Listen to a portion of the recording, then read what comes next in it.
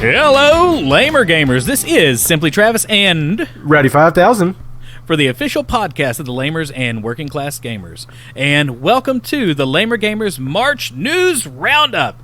This episode is part of the service we provide for the people who don't have the time to keep up with all the news and the Twitters.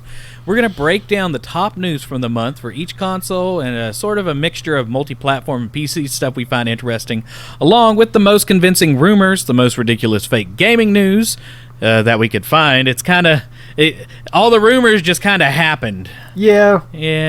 I was when we were doing the notes, I was trying to separate news and rumors, but that just got annoying, so I just put it all together. Yeah, so we'll just tell you if it's a rumor.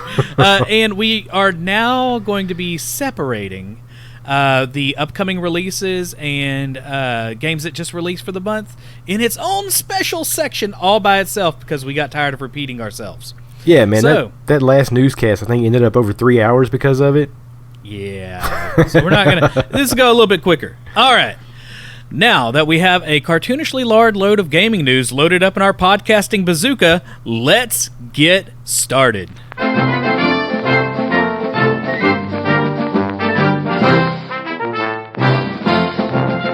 All right, so before we get started with the Sony news, if this is your first time listening to our podcast, head on over to www.lamergamers.com/subscribe to find us on your favorite podcast player. Oh yeah. So now we're gonna try to. I'm gonna try to keep this a little brief because we don't know too much, but we're gonna go over some of the specs for the PS5. Now, if you watched that god awful ASMR video that they put out, please remember that that was supposed to be their GDC presentation, and it was supposed to be not for the consumers, but for shareholders and the companies that are making games, things like that. It was not meant for the consumers. That's why it was just that guy talking very calmly. Hey guys, let me tell you about solid state drives. And I mean, and yes. that's why it was so boring. But the only thing that we really learned about it was how many flops. Yeah, flops. And the SSD. Now, it's really weird that they have an 825 gigabyte internal SSD. So I'm wondering if you're going to be able to change it out, because on the PS4 they made it super easy to take out the hard drive that's in it and put in a bigger hard drive. So I have seen a little bit of that stuff. They are for sure having the expandable storage, though. Yes. So you can use a USB solid state drive. It won't be as fast as the internal one, but it'll still be pretty quick. And I think that's pretty much the one thing that they have over Xbox right now is just the hard, not the fact that it's a solid state drive, but the speed of the drive. Yeah, they're both, like, and the PS5 is written very specifically to pull a whole bunch of data and to be very efficient. And granted, Microsoft did rewrite their entire code for how their drives work to get their system up and running too. What I'm curious about is 825 is not a whole lot of room nowadays, especially with some of your MMOs. Oh, yeah. And some of these games that get updates every week. And just, they got to store all those microtransactions in there somewhere, right? So, and that's kind of crazy because, like, on my PS4 Pro right now, I have the 1 terabyte internal drive. Yeah. And I don't have, well, I have a good bit of games on there, but like most games, when they install, or even if you use the disc, they still almost install the whole game. Right. The disc is basically just your DRM to let it play. So I have some games that, I mean, you're talking, what is it? Final Fantasy 15 was almost 100 gigabytes. Yep. So on a 1 terabyte drive, I mean, that's a lot of space. So now it's been reduced to 825. So what I'm thinking is, so you know when you get an HDD and it'll say, like, you have 1 terabyte, But then you open it up and you'll only have like, I don't know, 850 gigabytes in it. So when I got my first external SSD, it was 1 terabyte, and I opened it up and I had 1 terabyte. Like there wasn't anything partitioned or anything like that. No special software. So I'm wondering if these SSDs on these, like if you're going to get the full capacity. So that would help. Do what? I'm in the same boat as you, especially because both companies talk about using the solid state drive as kind of like a backup RAM. You saw this a lot on older Windows computers, to where you could use the hard drive back when RAM was super slow as it is, where it would be used as what's called a paging file. So I'm kind of thinking the same thing. Like, how much are they keeping to themselves? Now, it might not be as necessary on the PS5 because, if you look at the I/O throughput, which is basically how much data it can load up on an imaginary trebuchet and toss it over from the solid state drive to your to the processor to throw that over to the screen, it's pretty much double. You have 8 to 9 gigabytes of data that can be thrown to the processor from the PS5, whereas the Xbox Series X can only, I say only, 4.8 gigabytes a second. However, how useful is that in the long run? I know it's like really good for instantaneous loading, and that's what Sony really pushed. Like, you turn the system on, it's like the Switch. Bam, you're there, right? So my thought is, I think I think you're going to see really good textures.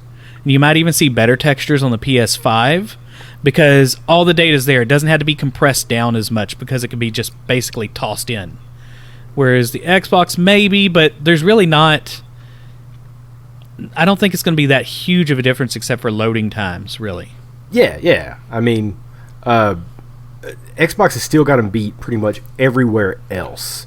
Right. So I'm wondering what the price is going to be for both of these. Because I was thinking, well, a lot of people were thinking the PS5 was going to cost $600 or more.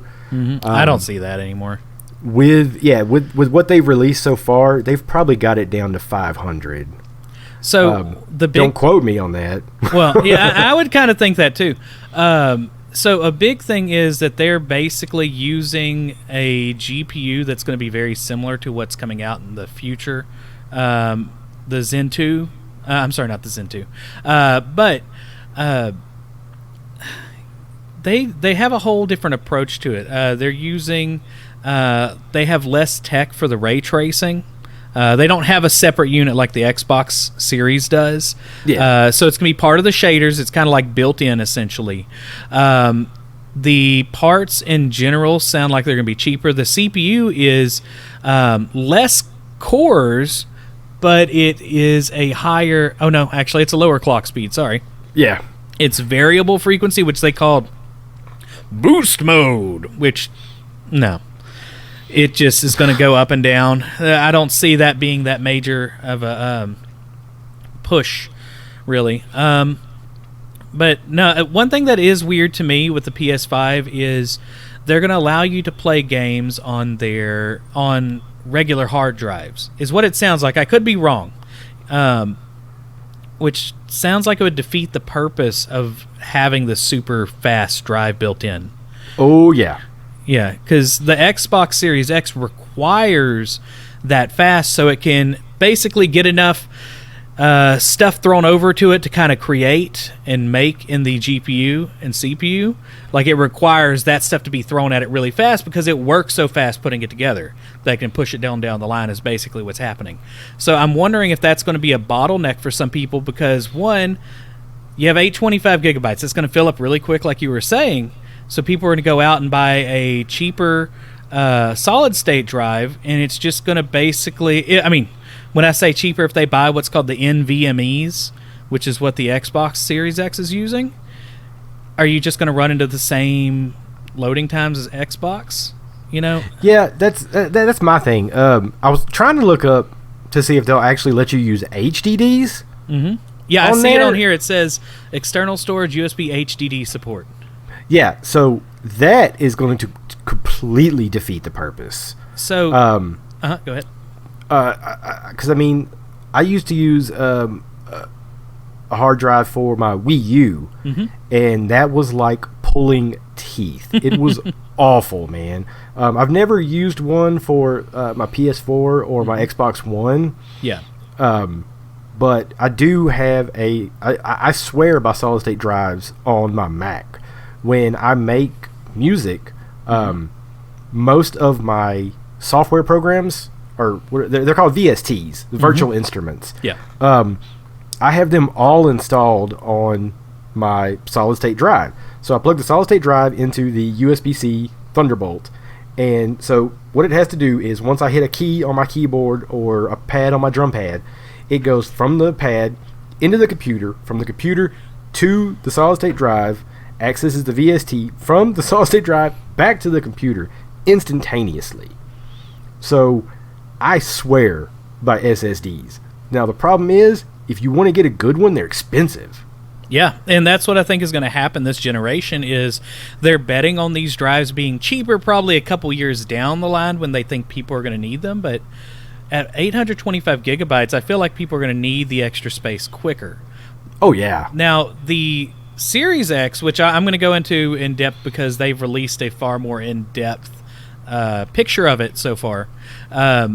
They do allow hard HDD support on the Series X, but it's only to run games that are older games, essentially all your old Xbox 360, Xbox One games. Yeah, can be run from it. basically your backwards compatibility can go on it. Stuff that won't require any sort of upgrade. Now, I'm curious because I see that's next on your list. Backwards compatibility. How is the PS5 compatible with our old games, Mr. Rowdy? Oh my God, on my notes, why in the world is compatibility spelled that way numerous times? That's pretty entertaining. Is that a fancy medical word? I don't know. Dude, I don't know, but like every time compatibility is spelled on here, it's spelled with a Q-U. It's spelled, oh my God, I don't even know how that happened. C-Q-U-I-R-E-I-L-I-T-Y. Can I hear that in a sentence, please? No. So, like we were saying about the Xbox, you could use the HDD for the backwards compatibility. You could use... Oh, we'll go into the little deal that you can install later. So, PS5 backwards compatibility, not 100% there yet. So, It says you'll be able to play most of the top PS4 games. I don't know what that means. Oh, I thought it was all the PS4 games. No. Most of the top PS4 games. So I'm sure it's going to be like Red Dead Redemption and probably some of the Call of Duties. Definitely God of War and Horizon Zero Dawn. Basically all of the first-party games, I guarantee you're going to be playable right off the bat. But what it sounds like is what Xbox did this generation, where when they put out the Xbox One, all of your... What was it? Your original Xbox games, if you had the disc, right off the bat, were ready to roll. But the Xbox 360 games, not all of those were good to go. So it sounds like PS5 or Sony's going to have to work on games individually, like Microsoft had to do this generation. So they're definitely ahead of the curve on backwards compatibility. As far as will it play PS1, 2, or 3 games, I don't know. I couldn't find anything about it. All I know is that most of the top PS4 games, not even sure how many. I want to say one place listed most of the top 100 PS4 games. The only problem is the PS4 catalog is like 4,000 titles. Yeah. So that's a lot of titles. Not a lot of games. You know what? I sound really negative about all this. I'm totally getting this thing. I'm actually in the market for it just because... Now, I did hear earlier the backwards compatibility was more involved than it is, but I think what you're saying is more correct because people didn't provide any sources or anything. So with it being most of the top PS4 games, like that's a really tough one for me because my sell for the Xbox has been I get to play all these older games and Game Pass. You know, and the difference with the backwards compatibility on that system is they're going to automatically upgrade a lot of games through machine learning for the, you could play what I'm going to officially call or unofficially call, the rose-colored glasses mode, where it's going to be in 4K HDR with better frame rates. That's how I want to play old games, is with rose-colored glasses. So I'm curious to see if they're going to do something similar, because, once again, the PlayStation 5 launch, quote-unquote, we didn't see a system. You know, it was just numbers and a guy in an ASMR video. Whereas the Xbox One, or I'm sorry, the Xbox Series, I'm still getting the name wrong. Yeah. They invited people over to take it apart and put it back together. Like, it's a completely different approach, you know? It's one company is basically like trying to play hide and seek, and the other one's jumping on your back trying to play chicken with somebody else in the pond, you know, in the water. I'm gonna fight. So. In the PlayStation 5 video, did you notice the fake people that were in it? Yes. Okay, so were they fake or were they real? Oh, yeah, no, they were fake. Oh, because to me it read like a Mystery Science Theater 3000 thing. Because I didn't know if they were real or not. They were fake. Oh, wow. And what's funny is, like, even the fake people, it looked like they tried to social distance them. Yeah, that's what I was saying. That's what I thought it was. I thought it was just really boring people. And it was just a really boring thing in general. Have you seen the Dropkick Murphys? They were not able to play their yearly... I did see that. You saw that concert? I didn't see the concert, but I saw that they did that. And yeah. I'm really still disappointed because this is just kind of a side note that Rowdy and I have talked about. My wife has wanted to see the band Rancid come to Texas. Oh, yeah. To Houston. And they're finally going to come to Houston with the Dropkick Murphys. It's probably going to be canceled. Oh, yeah, there's no way we're going now. I mean, granted, you know, I'd made the joke. There's enough... the thing with the Dropkick Murphys concert, I know we're going way off here. It's like everybody throws Jameson up in the air for whatever reason. So I figure at least that way you might be partially sanitized. It's a waste of Jameson. So, yeah, exactly. But no, so... They play on St. Patty's Day weekend every year, and it's their biggest show, or every year in Boston, and it's their biggest show of the year. The week leading up to that weekend, they play every night at random bars and don't announce it. So, like, you could just go to a random bar, and all of a sudden the Dropkick Murphys are playing. Yeah. So this is the first year they haven't done it in 20 years. So what they did instead is they leased or they had a production company basically record a glorified practice. And it was really awesome. The production was really well. It sounded really good. The only problem, their bagpipes player wasn't there. Oh. He was stuck in Florida, and they didn't want him to travel. The people that have no clue who the Dropkick Murphys are just going, what are bagpipes in this, man? What the hell you did know about? No, they're an Irish-style punk band. Just so you should definitely check out their YouTube. They have that video up. It's just basically a free concert. It was so good, man. But that's a side tangent. Basically, let's get back to the Sony news. The next one's fun. What Sony did for that conference is basically the same thing Dropkick Murphys did. They hired a production company to come in and film this dude on stage. They put some fake people in there, and that was it. I forgot to put in your math here, the power of the PS5. So if you were to add up how many GameCubes it would take. Now, by the way, this is an important unit. This is an important unit because we have been determining system power since the Wii. Because they claim the Wii was 2 to 3 GameCubes taped together. Well, the Xbox Series X visually stacked is the same thing as 2 GameCubes on top of each other.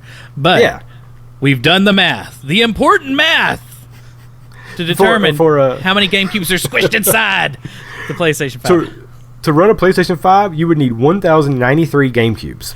Wow, that's a lot of GameCubes. I have one. I don't have any.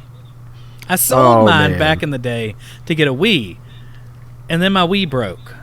You're dumb. Yeah, I know. All right, so next one. Handles are more important. Nintendo has filed DMCA claims against Media Molecule. They are the creators of Dreams, for allowing Mario assets in their recent release. Ooh, Nintendo gonna get you.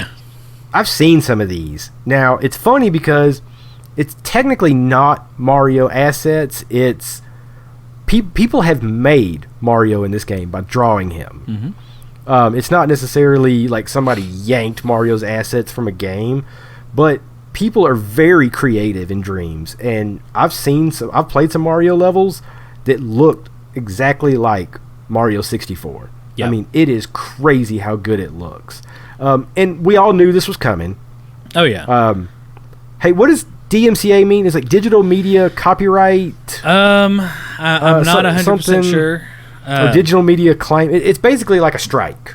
So yeah, and the big thing is they can really do a copyright strike with this, because for art you have to create something that is substantially different. Usually some people say like 80 to 75 to 80% different, or it has some sort of meaningful change that actually changes the character completely or the content completely when you're dealing with art. So Nintendo has a pretty easy lawsuit coming up here. Plus, Nintendo's lawyers are ninjas, and they will take people out in the middle of the night. It's a very common thing from them. But yeah, I mean, even though it's somebody else that's essentially drawing the art, it's still noticeably Mario, or it's still noticeably Zelda. So yeah, they have claim to this all day. It's gonna be really so. One thing they do have going for them is the fact that they themselves didn't make it. Right. So all they have to do is just filter it. But so far, the claim is only for the Mario properties, but I'm pretty sure you're going to see follow-up claims for Zelda, Pokemon, Mario Kart, like all kinds of first-party games. Well, where they could run into a problem, and if I remember correctly, Dreams is a first-party game by Sony, right?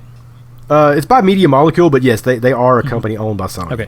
So where they could run into some major problems is the advertising. So if they were to say and put in their advertising, hey, look at all these awesome things that we made, and like you show like a whole bunch of stuff on the screen, and it happens to show like Sonic and Mario and all these other things, as a way for people to want to go play this game in the advertising, they could lose a lot of money from these companies. Oh yeah, like that would be the danger of allowing this, and that's probably, they could run into some issues now, because that is a lot of how people are talking about why they want to play these games. Is because you can recreate them. I've seen so many YouTube videos on that. I was just fixing to say, I've seen multiple top 10 lists of really good games that are, or really good levels that are built in Dreams, and a good half, 50%, 75% of the top 10 lists are other titles. Yeah. I've seen some really good Sonic games made in there. I haven't seen any good Legend of Zelda ones. Yeah, I've seen a ton of meme stuff, honestly, is what I've seen. Like, people are all about the memes on those. But yeah, I think that's going to dramatically change how people play that game in the future. But with all that aside, Dreams still is an amazing game. I've seen some great original titles on there. You should definitely check it out, especially since it's like a $40 game. It's not even a full price game. Gotcha. So that's awesome. So what's next on the list? All right. So we all know that they're trying to cut down across the world, cut down on internet bandwidth, just because so many people are at home right now using the internet. Basically, we realize right now that internet is a necessity. Like, really? It's basically like water these days. Wow. But so we've been hearing a lot about Europe, or Netflix, Hulu, all these people, YouTube cutting down on streaming quality. But is Europe. Stadia doing it? Is Stadia even? Yeah, who's playing Stadia anyway? Yeah. Yeah. Sorry. So basically, European game downloads for the PS4 are being slowed, but Sony of Europe assures us that the online gameplay won't be affected.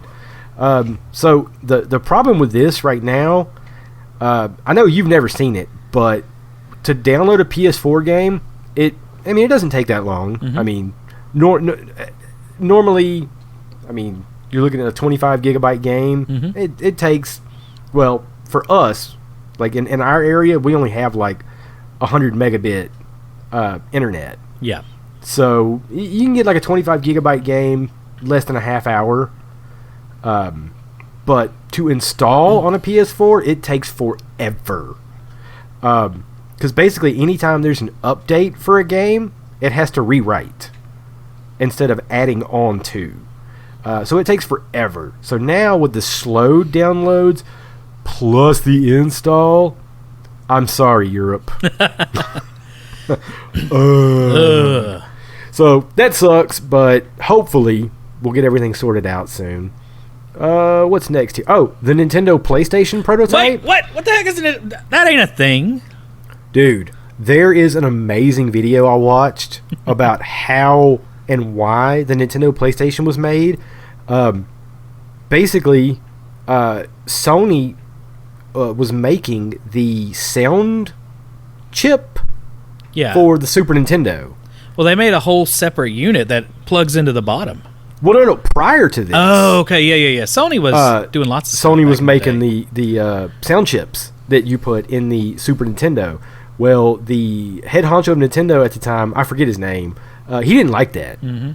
So he tried to skate around and get Philips to try and make them so that they had more places to go. He didn't like the fact that Sony was the only one that could do it. So Nintendo and Sony were buddy-buddy. Sony was making the disk drive add-on for the Nintendo PlayStation, and they found out that Home Dude from Nintendo was trying to skate around with Philips, and they didn't like that. So they took all the technology, and they made some prototypes and actually some working demos. So they took it all, and then they made the PlayStation 1. And Nintendo partnered with Philips to try and make a Philips CD drive for the Super Nintendo. And that didn't work out, so then they licensed out Nintendo games for the Philips CDI, and we all know how bad those Zelda games are. Mm-hmm. Dude, those Philips CDI Zelda games are awful. Oh, man. So somebody came, somebody had this Nintendo PlayStation prototype, and they were talking about how they would go on all these trips for all these trade shows and stuff, and they would have the Nintendo PlayStation available to play, but they were talking about how they never broke even, like going on all of these trips. You know, it was basically just a vacation for them. They never broke even. Sometimes they came out in the red, so they just decided it was easier to sell it. So it went for $360,000 US. Nice. That's a lot of money, man, for a prototype that only has a few working demos. But it's history, man. That it is. Definitely history. I would, if I had the money to just toss around like that, I'd be okay with that. Oh, yeah, for sure, man. I would put it in an airtight container and have it just posted up in the foyer of my house, because if I had that kind of money, I would have a foyer. Or I could buy over 1,000 GameCubes and go ahead and start doing some next-gen stuff. Dude. Just duct tape them all together. Get a big old HDMI cable stuck in there in the middle. That'll totally work. Oh, man. Get all the Wavebirds. I'm going to skip over this next part. I'm going to put that at the end. Okay, sure. So real quick, I may have already talked about this on the last newscast, but The Last of Us now has a TV show. It's being written by Neil Druckmann. He's the creator and writer and creative director for The Last of Us, as well as Craig Mazin. He is the creator of HBO's Chernobyl series. Chernobyl is good stuff. Have you seen it, man? No, I hear nothing but good things. It's excellent. Now, I would suggest if you ever see the Chernobyl series, you have to watch the accompanying extra stuff in it, because they do make some changes from reality to make it work on television. They tell you exactly what they changed. So, it's really good stuff. It's scary. Nice. Anyway, sorry, had to say that. So, no, I mean, the series, it has potential now, since they're actually using Neil Druckmann, the creator and writer of the series, and the people who made Chernobyl. I mean, this might be a huge thing for HBO, if they do it right. Right. I'm hoping that they don't just do the game, because in the game, at the beginning of the game, there's a 20-year jump.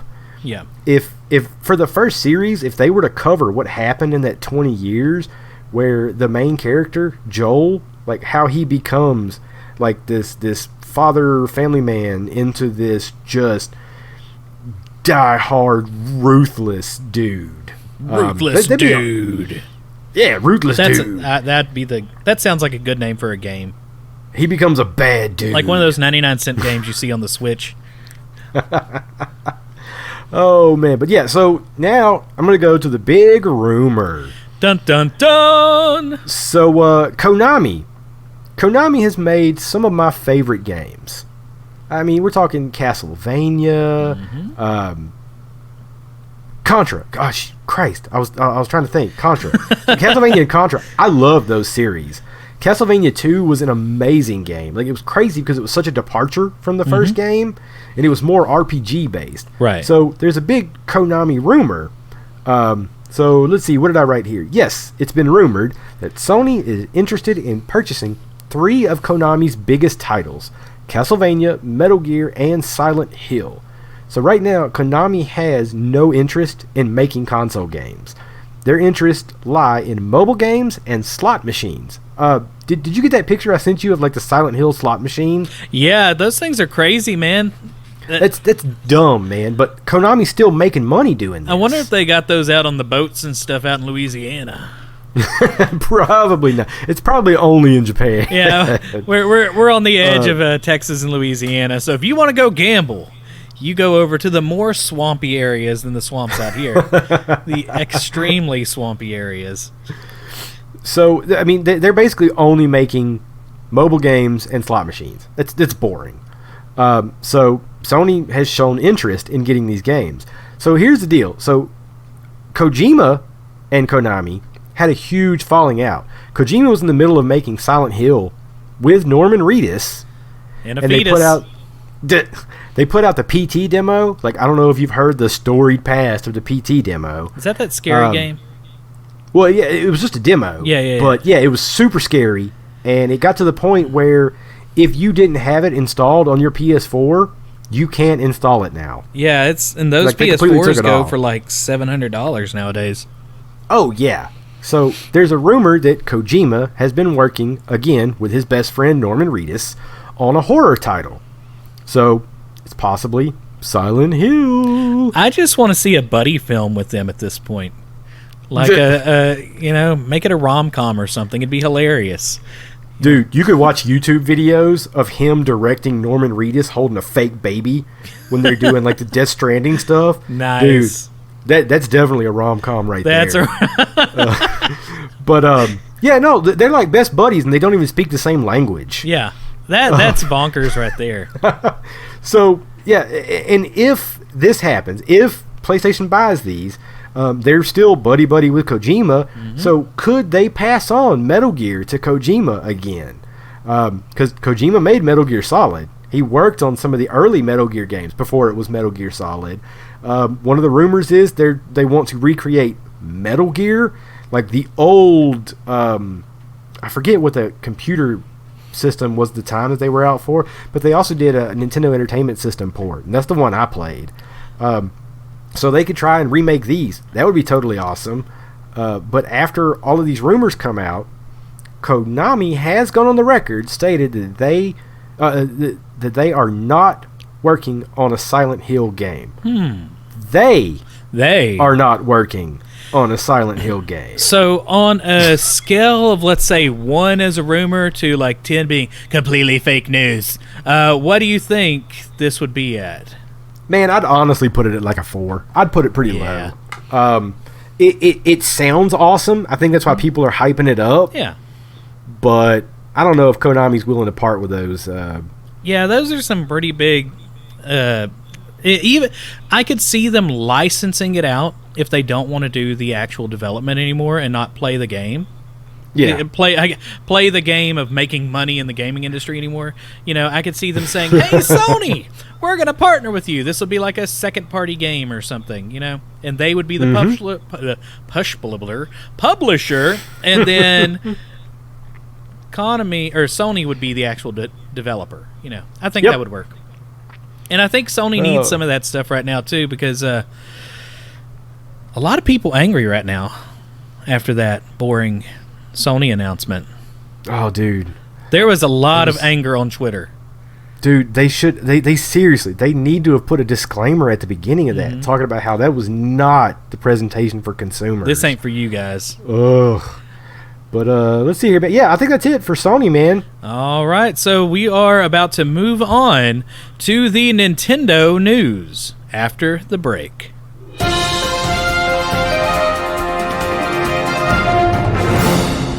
Now, before we get started with the breaking news on everybody's favorite little gaming toaster that could, I want to give a shout out to our friends over at parallaxmedia.one. They're a good old gaming journalism website that has decided to help spread our podcast around to the masses, so drop by and check these guys out. So, Nintendo news. There's basically the biggest Nintendo news right now is Animal Crossing released. Oh my god, it's so amazing. Oh, and everyone's playing and everybody's tweeting about it. It's the perfect game whenever you're stuck inside your house forever. Oh, yeah. Yeah, absolutely. I mean, it's a great life sim if you've never played it. Now, it's the first one in 8 years, which is kind of bonkers. Now, here's the thing. Animal Crossing shipments plus the digital downloads were over 2.5 million copies in 3 days in Japan. I see in here you added that it's Switch's biggest seller, beating out Mario Odyssey. Ooh. Yeah. Mario Kart, Zelda, Pokemon Sword. Wow. And Shield. Oh, wait. Are you saying that? Okay, so Okay. It's technically the second highest selling game because they consider Pokemon Sword and Shield the same title. But so it's the highest selling SKU. Yeah, exactly. So if you separate Sword and Shield, it has sold more than those individually. Okay. So I mean, if you want to get technical, Animal Crossing is the highest selling Switch game because there are a lot of people who buy both copies of a Pokemon game when it comes out. I used to. Now, some people would say that it's the best selling good game on the Switch right now.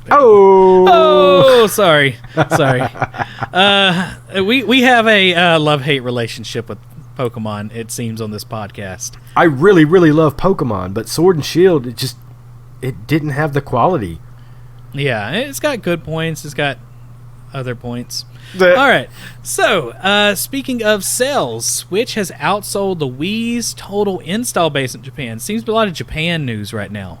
And in the U.S., however, the Nintendo Switch is pretty much sold out.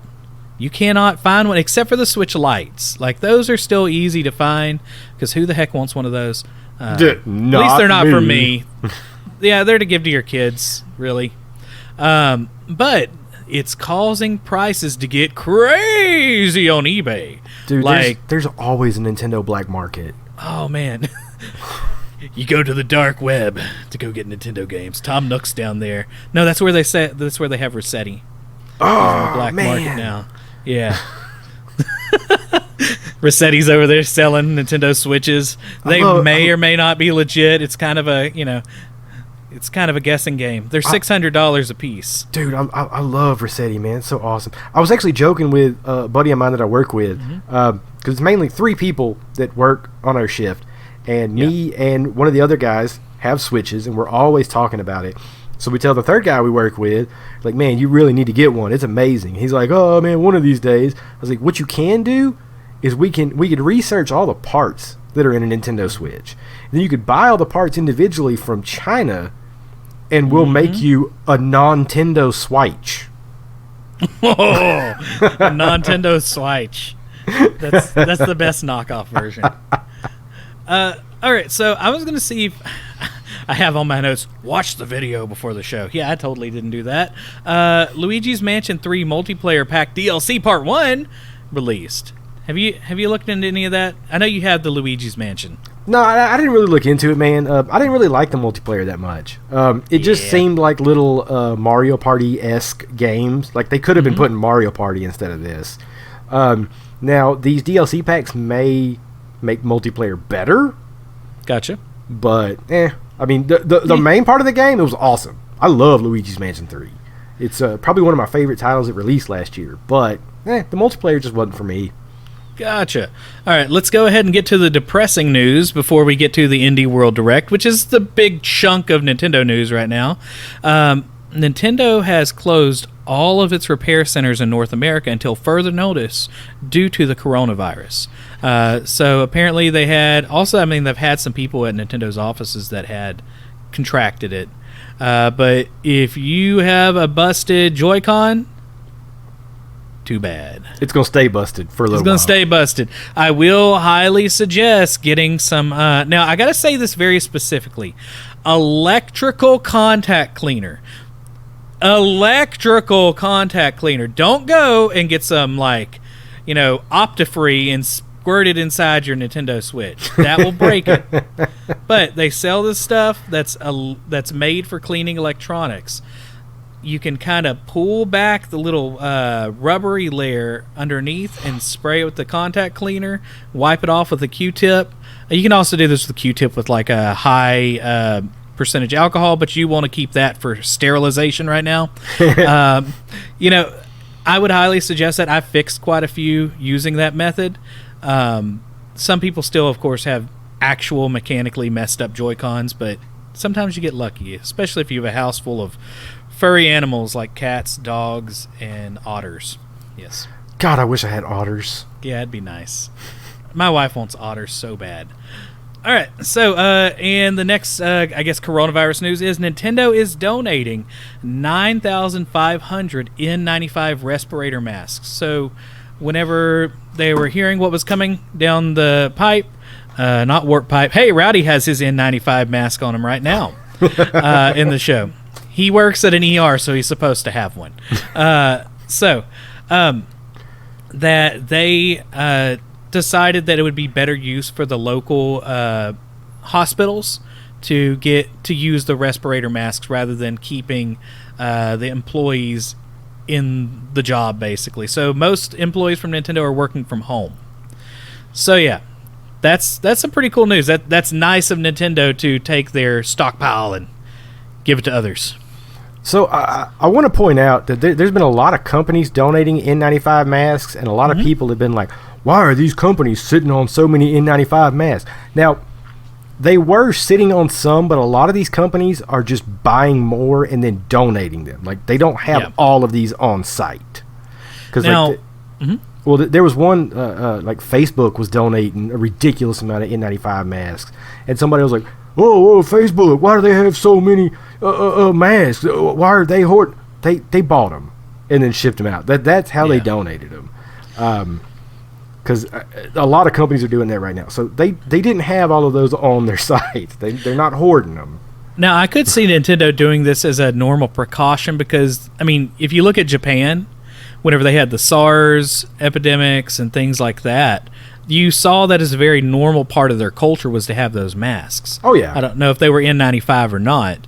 But, an international company I can kind of understand. But one thing that I did see that was cool, kind of a side note, Harbor Freight, they sell them, for people that do paint, like painting and stuff. So they're just going ahead and taking their entire stock, and you can, if you work at an ER or something like that, hey, I should mention this to you. You can go on their website and ask to have some sent to your ER or hospital. Yeah, because we're not necessarily running low, but we're not going to be able to get any more. Now, I do know they're really trying hard to move the supplies around the U.S. to get those. I know ventilators too, like GM, Ford, and Tesla are creating ventilators now. Yeah. So the problem with the problem with a lot of masks that people are wearing is they don't have filters on them, or they don't have barriers in between them. I guess it's kind of hard to explain without having some in front of you. But I don't know. There has to be some kind of barrier there, and the N95s are reusable until they fall apart. Gotcha. But the paper masks that everybody has, those, man, that's one-time use. That thing gets wet from you breathing on it so much, it's no good. Oh yeah, and I see that they're that must be why I've seen a news article that talks about putting them in your oven. At 158 degrees. There was some sort of study. Don't quote me on this. I could be remembering it wrong. But essentially, it'll kill all the germs if yours gets wet or something like that. And then it's reusable. Well, I mean, technically, I guess, because, I mean, you have to serve food at 160 degrees, so... Yeah, you have to do it for a certain amount of time, too. Because I know, like, certain foods, you can actually heat up at 145 degrees for, like, 30 minutes, and it'll kill it, or an hour, or something like that. Yeah. Anyway... That's weird. Well, I wouldn't suggest it. Yeah. All right, so let's go ahead and move to the Indie World Direct. Now... There are still people complaining that Nintendo is doomed forever, since 1889, remind you, because they have not released a Nintendo Direct in a long time. A long, long time. However, they're still doing things like Indie World Directs. Yeah, I don't understand people freaking out about that. Like, I mean, they're still putting out Directs. Granted, they're not, like, Nintendo-based Directs, but... Right. I mean, we're still getting information. Get out of here. Yeah, and you gotta understand, everything is disrupted right now. Like the people that are freaking out with the PS5 stuff. You know, we've been talking about for a while that we think Sony's going to be pushed back. You know, they're still saying, like, their target is this year. Xbox has moved up their target. They're saying Thanksgiving. You know, I'm still not really seeing the PS5 coming out this year. If it does, I'd be really surprised. Because there's still some crazy going on, but we'll see.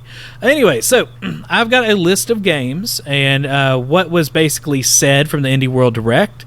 I can also kind of tell you what they look like, but honestly, it's just a bunch of games. So, first up is Blue Fire. It's by Roby Studios and says embark on an extraordinary journey through the desolated kingdom of Penumbra and discover the hidden secrets of this long-forgotten land. Explore mystical temples, encounter survivors, and take on strange quests to collect valuable items. A dark world awaits when Blue Fire launches first on Nintendo Switch as a timed console exclusive this summer.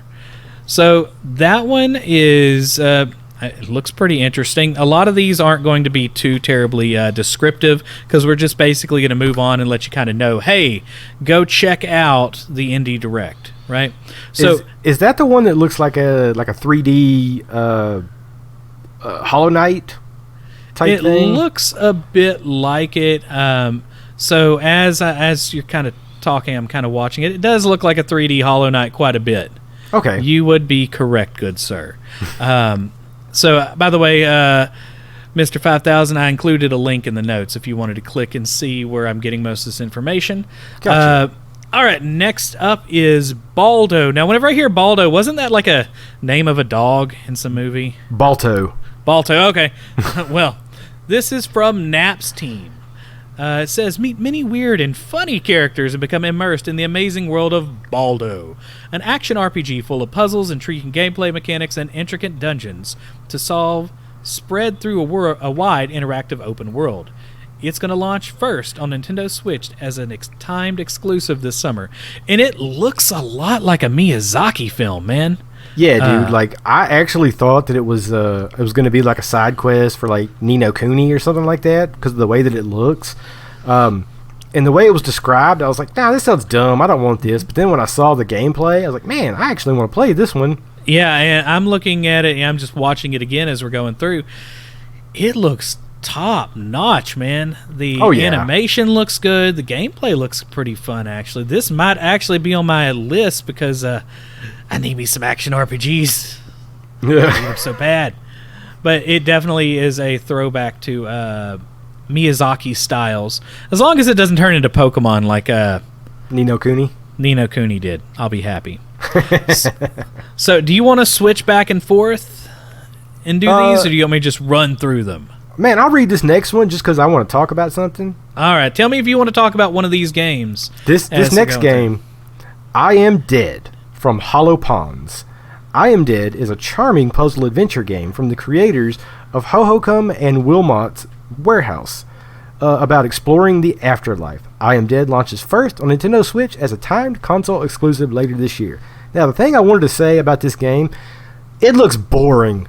It looks so boring. The trailer was boring. The game looks boring. It's boring. Yeah, it's just a bunch of people doing yoga. Oh, well, that does sound boring. And you can, like, peer into people's houses. That's weird. It's like... no, I'm not going to say that. Never mind. That's creepy. Yeah, this is kind of a boring intro. There's not much really shown about the game, and you're dead. So I guess you're basically like a ghost going around, or I don't know. I don't know about that one. There's not much really said. Yeah. Next one. Bark. B.Arc. From Tic-Tac-Toe Games, it's time for pugs, cats, bears, and bunnies to save the solar system. Wow! Call your friends over to pilot powerful yet adorable ships as you team up against waves of enemies in a side-scrolling shooter. Bark blasts off first on Nintendo Switch as a timed console exclusive in late 2020. So it's basically, what it says. It's a side-scroll shooter with pugs. I love the way it looks, but it's definitely a bullet hell game. Oh, yeah. And I'm not all about that. It's going to be awesome. I'm just not going to play it. If you're into those kind of side-scroller space shooters, you'll enjoy the heck out of this. But, oh, by the way, BARC stands for Bio-Interstellar Arc. Yeah. Bark. All right. All right. I'm excited about this one, man. Cyanide and Happiness's Freakpocalypse from Explosum Games. You play as Coop, Go Away Weirdo McCarthy, and all you want to do is make the world a better place. The trouble is, nobody likes you. School sucks. You can't find a prom date. Everybody bullies you, including your teachers, and your attempts to help only make things worse. Get ready for the world full of weirdness from Cyanide and Happiness. Freakpocalypse Part 1 launches first on Nintendo Switch as a time exclusive this spring. Dude, hey, do you read the Cyanide and Happiness comics that come out? No. They are very, adult oriented. This is a mature rated game. Do not get this for your kids, even though it looks cartoony. Mm-hmm. I'm going to play the hell out of it. Yeah, this is definitely not for children. They have an interesting card game, too, that's out. Have you ever played their card game where you essentially build a comic strip? Oh, yeah, dude. It is. I love that one. I mean, I don't. I've never played it. It is along the lines of Cards Against Humanity bad. Yeah, it is. All right. Next game. Next one. Summer and Mara. From Chybig, take care of your own island and explore the ocean in this farming adventure. Discover the story of Koa in a game that combines farming, crafting, and exploring in a tropical archipelago with a colorful style and strong narrative. Summer and Mara launches first on Nintendo Switch as a timed exclusive this spring. It's very animated. It looks like a Disney animator, essentially. Have you seen any of this? It looks almost more like a point-and-click adventure at first. But then once they get past the initial animation, I don't know what to think about this game. It's just like they're throwing everything at it with a Harvest Moon thing. I don't know. Yeah, that's what I was going to say, is it looks really Harvest Moon style, which could be a good thing because Harvest Moon has really dipped in quality over the last decade or so. I don't know if you realize this, but they keep putting out Harvest Moon games, and they keep being awful. Yeah. So this may be something that Harvest Moon fans may want to pick up. My wife really liked the way it looked. Think she might want to play it. So we'll see. I'm a little afraid just by looking at the gameplay parts of it versus the extremely high quality animation, 2D animation in the game. Mm-hmm. I almost feel like that would be a letdown, but I don't know. I really don't know. We'll see how it comes out. It might be like a My Time at Porsche type situation. That's what it looks like to me. Yeah. Yeah. All right. So next up is Quantum League. From Nimble Giant Entertainment, Quantum League is a revolutionary time paradox shooter, a competitive online FPS in which you battle within a time loop, tactically teaming up with your past and future selves in mind-blowing 1v1 and 2v2 matches. Quantum League Time Warps on the Nintendo Switch in late 2020. Looks generic. Have you seen the gameplay for this game?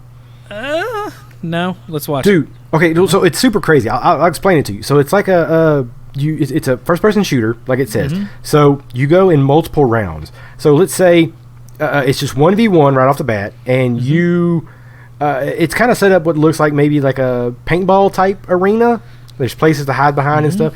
So like you run out and somebody wins or loses. So then you have the second round. Whatever happened in the first round happens in the second round as well.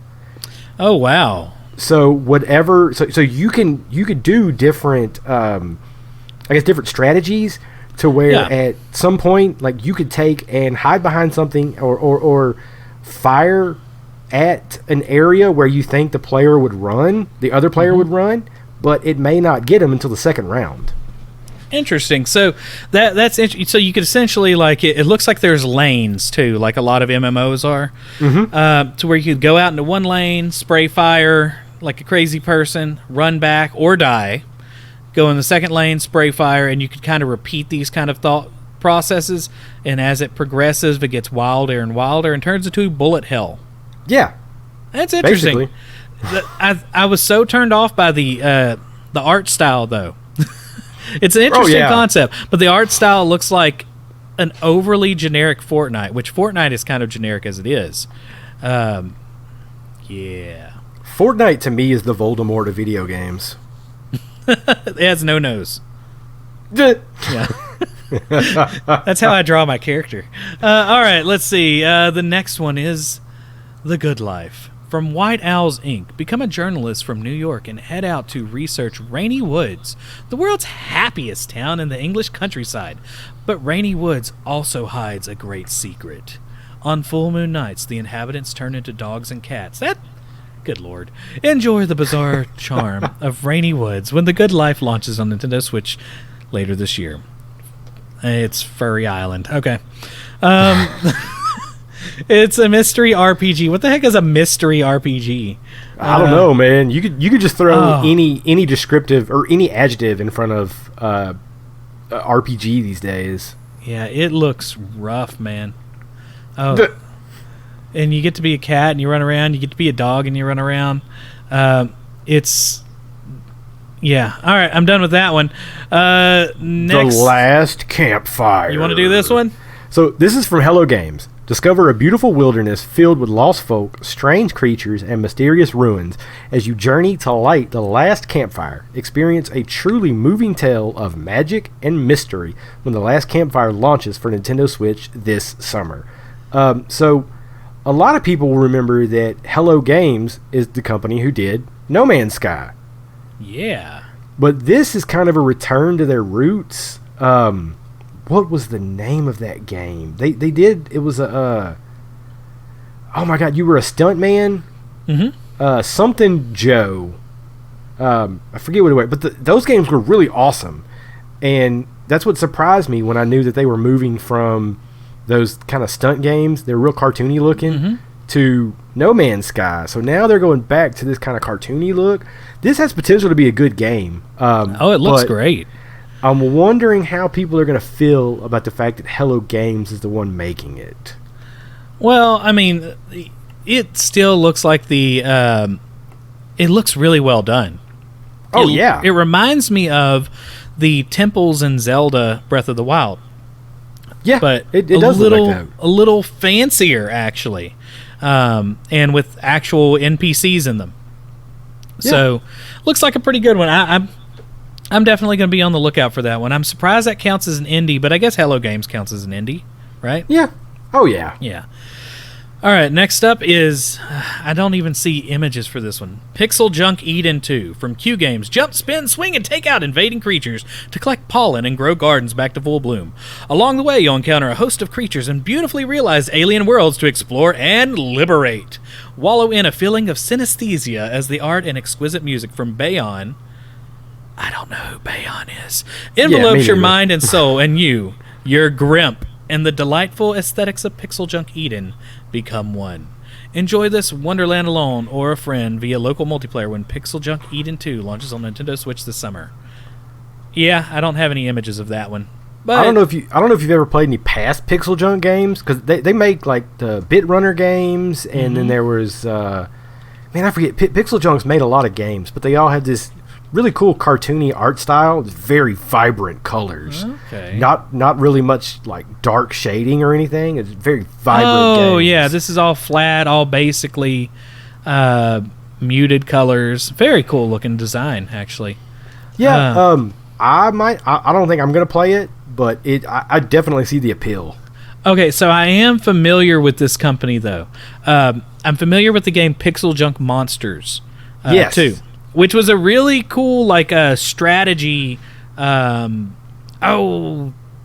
Fort-style game, or whatever they're called. Not Fortnite.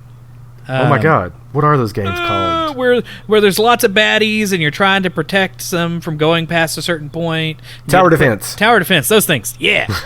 Which was really cool. I think I played it on the Switch, and I enjoyed it quite a bit. So they must focus on very quirky and fun art styles. Nifty. Yeah, this Eden 2, it's basically, I think you play as like a well, they call it your Grimp, but it's like I guess like a seed or like a flower type thing. Like you can grab onto stuff and help it grow to like solve these puzzles, or it's like a platformer puzzle type thing, I guess you could say. It looks pretty cool, man. So this next one looks interesting. Faria. From Abracam. With its unique living board, Faria will challenge you with truly strategic card battles. Craft your deck, shape the battlefield, and fight for victory! The Nintendo Switch version of Faria launches in spring 2020. So this looks like a game that takes Civilization mixed with card battling mechanics. Weird. I could see myself enjoying that, though. Strangely. Next one is, have you seen this one, Eldest Souls? There's a lot of these from here on out that I don't really remember. Yeah, so Eldest Souls. You got to be dark and scary when talking about this one, right? From Fallen Flag Studio, set in a grim, dark fantasy world.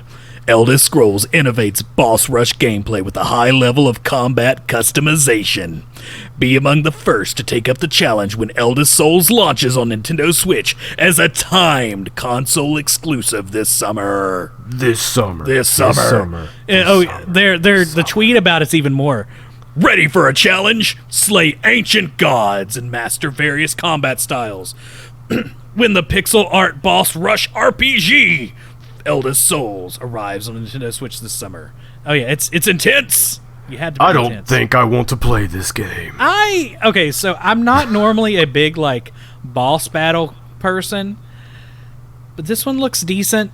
There have been a couple that I really enjoy, and I'm not big like on side scroller boss battles, but I like these that are like this isometric view boss battle stuff that's like an action RPG.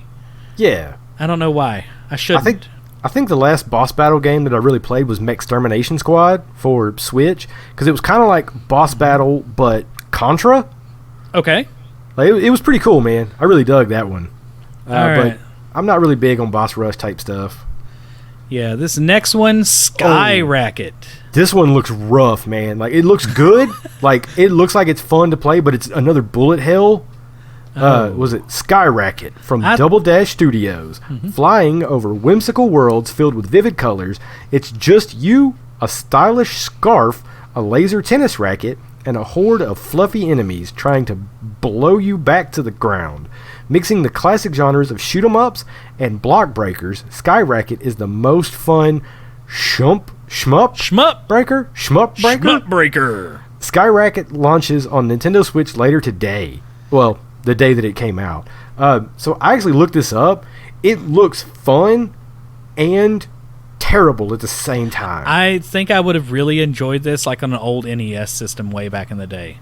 Yeah, but everything is way too responsive and you could die way too quickly now. Yeah, everything's too happy looking too. It's like Astro Boy art style is what I keep seeing it mixed with deviant art.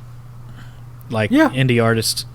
I can see that. Yeah. All right. So the last one that we actually have them talking about before there was like I guess a reel essentially, Moving Out from SMG Studio DevM Games. For fans of cooperative gaming, Moving Out is an action puzzle physics-based moving simulator. Oh my gosh, that's a lot of words strung together. That brings a whole new meaning to couch co-op. Play alone or locally with friends in more than 50 levels across arcade, story, and versus modes. Don't play locally right now, though. All right, Moving Out launches on Nintendo Switch on April 28th with pre-purchase for the game available now. Anyone wants to try Moving Out now can head to the Nintendo eShop and check out a free demo. So that might be something we have to try out. I've actually seen a lot of this game played. Did you like what is that food game where you have to make the different food items? Overcooked. And then Overcooked. Okay, so it's like Overcooked, but you're a moving service. So you have to like go into this house and you have to pick up items and then put them into the moving truck. But the thing is everything has to be strategically placed. So in the harder levels, like you have just enough room in the truck for everything that's in the house. And then you get points taken off for breaking stuff in the house. So like one person I watched like threw a chair through a window to try and get it out. So you lose points for breaking the window. This was also when it was in I guess beta when I watched it. It looks fun in the first couple of levels. It does look really fun. These type of games I think are fun at first, and then I just want to hurt everybody I'm playing with in harder levels. Oh, Team 17's involved in this. That makes a lot of sense, too. Well, there you go. Yeah. I could see that, though. I could see wanting to punch somebody in the face, and my back already hurts just looking at what they're doing in this one. Oh, yeah. Yeah. All right. Oh, so the bigger items in the game, you actually have to have two people carry them. Gotcha. So which like causes havoc. Oh, yeah. Yeah. All right, so we're down to the last couple games. Looks like they have Blair Witch, Ghost of a Tale, Sky, Superliminal, Wingspan. Oh, all those are summer 2020. So is this the same Blair Witch that's on Xbox? That's if it is, don't play it. It came with Game Pass. That's all. I mean, I don't want to. Talking about why I don't like it would spoil the game. Okay, but, sounds good. Yeah, all right, Wingspan comes out spring 2020. Dicey Dungeons comes out 2020, and Bounty Battle summer 2020. That's about it. I don't think I really have much more Nintendo news. Do you got anything else loaded up? Nope. Yeah, and everything's kind of quiet on the Nintendo console war battlefront. Nintendo gonna new Nintendo right now. So yeah, and continue raking in the cash while the other ones are fighting for your potential savings. All right, next up after the break is the Xbox news.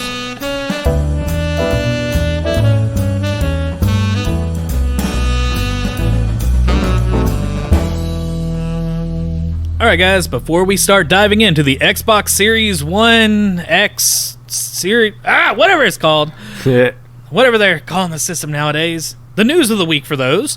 If you like the stuff we do here on the show, make sure to check out @LamerGamersCast on Twitter, @LamerGamersPodcast on Instagram, and throw a review down on Apple Podcast or Podchaser. So, the Xbox One X... I'm sorry, the Xbox Series X. I still get it mixed up every single time. Dude, you think they hired the same people that Capcom hired to name stuff? Absolutely. They got that guy working in the back just suggesting names, and I think he just chops up things in a hat and draws them. Yeah, pretty much. Yeah. So they finally cleaned out some specs on the Xbox Series X and have gotten really in depth with it. So I'm going to go through some of the highlights from the specs. One big thing is this thing is going to be a 12 teraflop system. It has 52 CUDA cores, or cubic. I think it was called CUDA back in the day. On the GPU at 1.825 gigahertz. It's a custom RDNA GPU, whereas the PS5 is running 36 cores at 2.23. So it has the PS5 has a higher clock rate, but not as many cores that will actually do the work. Yeah.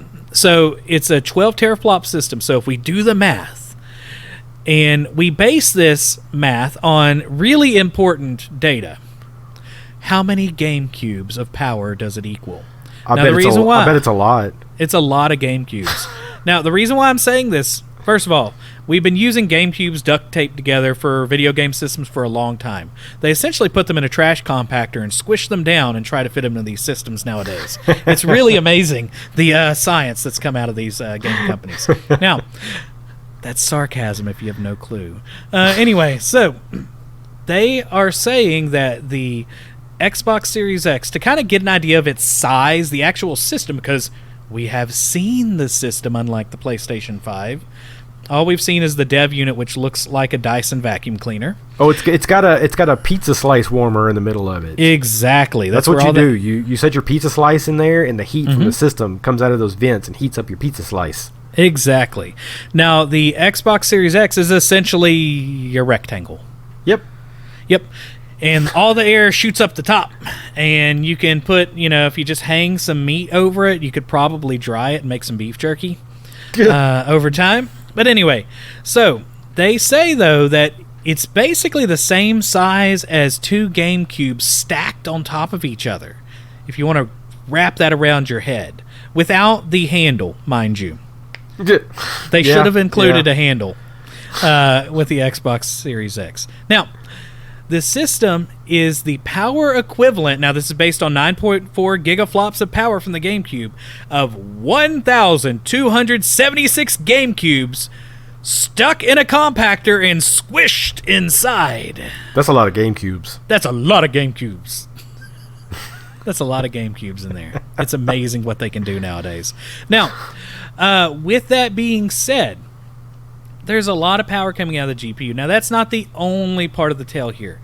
Now, first up, before we get into kind of the more technical aspects of this, and this is definitely, I guess we should have included the nerd alert stuff before we got started, but this is definitely going to be kind of a nerd alert because there's not really much news outside of this for the Xbox. Okay, and I'm going to try to simplify it as much as I can. Now, the system is actually fairly easy to put together, which may lead to repairs being simpler in the future. If you look up, there's a good company, a Digital Foundry, they recorded themselves kind of slotting everything together, and it just kind of stacks like Legos almost. Minus they didn't do the actual cords hooking up. But the system is a very interesting design. There is a good reason why they designed it the way they did, because there's a massive fan that pulls all the air up. There's also a heat sink in the center of the unit that keeps the solid state drive from overheating, and of course the GPU and stuff like that too, because the big thing with these new systems is they have specialty solid state drives that require their own heating or their own cooling units. Rowdy, if you saw the little plug-in for the NVMe, the external drive that you can buy, that's the same sort of drive for the solid state. There's like a little thick part on the end, and that's like a cooling unit. Okay. Yeah. So, all right. So here goes. So this is where it gets a little nerdy. Now, there's some differences to the hardware between the PS5 and the Xbox Series X. The Xbox Series X is definitely going to be the stronger console between the two. The only thing that is not better, essentially, is going to be your solid-state drive. It's about 2 times as fast on the PlayStation 5. But there are extra units just for the ray tracing in the Xbox Series X. If we talked about ray tracing a couple episodes ago, it's essentially making extremely realistic light, which makes reflections better, makes the colors better in general. There's a really good demo. If you look up, there's a Minecraft demo with ray tracing, and it's bonkers how much better it makes a game with super simple geometry look with just good lighting. Have you seen that video yet? I've seen quite a few videos of Minecraft and with ray tracing. I guess prior to Xbox as well, but I mean it looks just like a lot of the computers that I've seen running Minecraft with ray tracing. It is ridiculous, dude. I've seen a lot of side-by-side comparisons of people running, I guess you would call it vanilla Minecraft, next to the ray tracing version. RTX version. Dude, oh my god. It's like the meme. It is crazy. So the Series X has its own processing unit just to do ray tracing. They stated that it was about 13 teraflops worth of processing power if it was being run through the GPU. That's a little confusing, but basically it's going to run the ray tracing on top of the game's graphics at the same time. So the Xbox people were like, this is like 25 teraflops if you really think about it. It's not really. It's just they're running it parallel, and it's offloading a lot of work from the GPU. So that's going to be the big difference between the PlayStation 5 and the Xbox Series X. The Xbox Series X is going to have about 44% more ray tracing hardware in general. The big difference you can take away from it is if you look up real-time path tracing versus global illumination. The Series X is going to have real-time path tracing, which is a far more realistic version, whereas Sony is going to focus on global illumination, and they're already talking about it with the event that they just have. Man, I'm so tired of the global Illuminati. Yeah, the global Illuminati is coming to your house through the PlayStation 5. But so that's going to be the big difference. Now, there was some talk, because when they released the PlayStation 5 specs, after some really bad fake news got a lot of people's hopes up that the PS5 was going to have like 16 teraflops or 14 teraflops of power. No. Did you hear any of that craziness? No. All right, well, people were not happy. And so Sony spent a lot of time talking about their audio processor. The audio processor on the PS5 sounds really cool, actually. You can actually tune in the best sound for your own hearing, is what they're trying to focus on and figuring out how to do that. And it's got a lot of capabilities that sound way more interesting than even Atmos, which I'm a big proponent of. Well, a lot of people put out some misinformation online that the processing power from the PlayStation 5 separate audio chip would completely make the extra GPU power moot, like not really work. It'd be about the same, and that's wrong. The Xbox Series X does actually have a separate audio processor. It probably won't be as good as the PlayStation 5, but it's not going to take away from the overall processing power. The Series X is still going to be far stronger in visuals for sure. All right, so one big problem is the Xbox Series X is going to require you to run all new games, the Series X games, off of their proprietary, that means they make it themselves, nobody else is making it, solid-state drive. It is expandable storage. It's an NVMe, which means non-volatile memory express, and you have to use it because of Microsoft's fancy new words for it, the velocity architecture. Whatever the heck that means. Basically, Microsoft has gone through, they've recoded how you get data. Now, Sony did the same thing. That's kind of like the big thing right now, is to get rid of load times. Mm-hmm. So real quick, I know that sounds like a downer since it's like proprietary technology and stuff like that, but you only have to use it if you run out of space on your hard drive and still want more Series X games. So this is not something you have to have, but this is that weird little that slot on the back of it, that little rectangular slot. That's what this is going to fit into. So when I got my PlayStation Vita, they had a proprietary memory unit, and it was super annoying. It was weird shaped. I hated it, man. It was also super expensive. Oh my god, dude. Like, I bought the biggest one they had, and it was probably 75% the price of a PlayStation Vita. Wow. Yeah, it was ridiculous. So people found a way around it real quick by making some kind of like a adapter that was shaped like it, and then put you put micro USB drives in it. I don't see that happening this time around. Now, it does come with a terabyte of storage, which is pretty decent. Oh yeah, compared to Sony's 825 gigabyte, that's a pretty sizable difference right there. That's a couple games. Or one Final Fantasy 15. Or one Final Fantasy 15. Now, you can hook up a regular solid state drive to it. I have a feeling they're going to come up with something to where you can swap games from solid state drives, and it'd still be fairly quick if they did that. Like, it wouldn't be a huge deal. but it's going to require the velocity architecture, so to speak, because the way that the systems are working, it's throwing a ton of data saying, hey, I need these calculations. Well, if you don't have it being thrown fast enough, then the GPU, which is going to calculate everything and throw it on your screen, will run out of things to do and basically be the solid state drive turns into a bottleneck. Dude, it won't run out with that Velociraptor agriculture. Yeah, the Velociraptor agricultures are going to keep it together. So, a couple things is the Xbox Series X will be able to resume games even after a reboot. Generally, the loading that I saw is going to be about 5 seconds to 10 seconds max to start up a game from nothing, which is pretty good. I don't think... I know like the PlayStation 5 is supposedly instant. It has double the fetching speed essentially for the hard drive.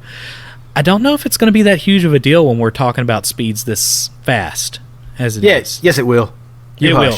It will be to console fanboys that are in the war. So I also want to point out about being able to resume the games. It could resume multiple games. That is true.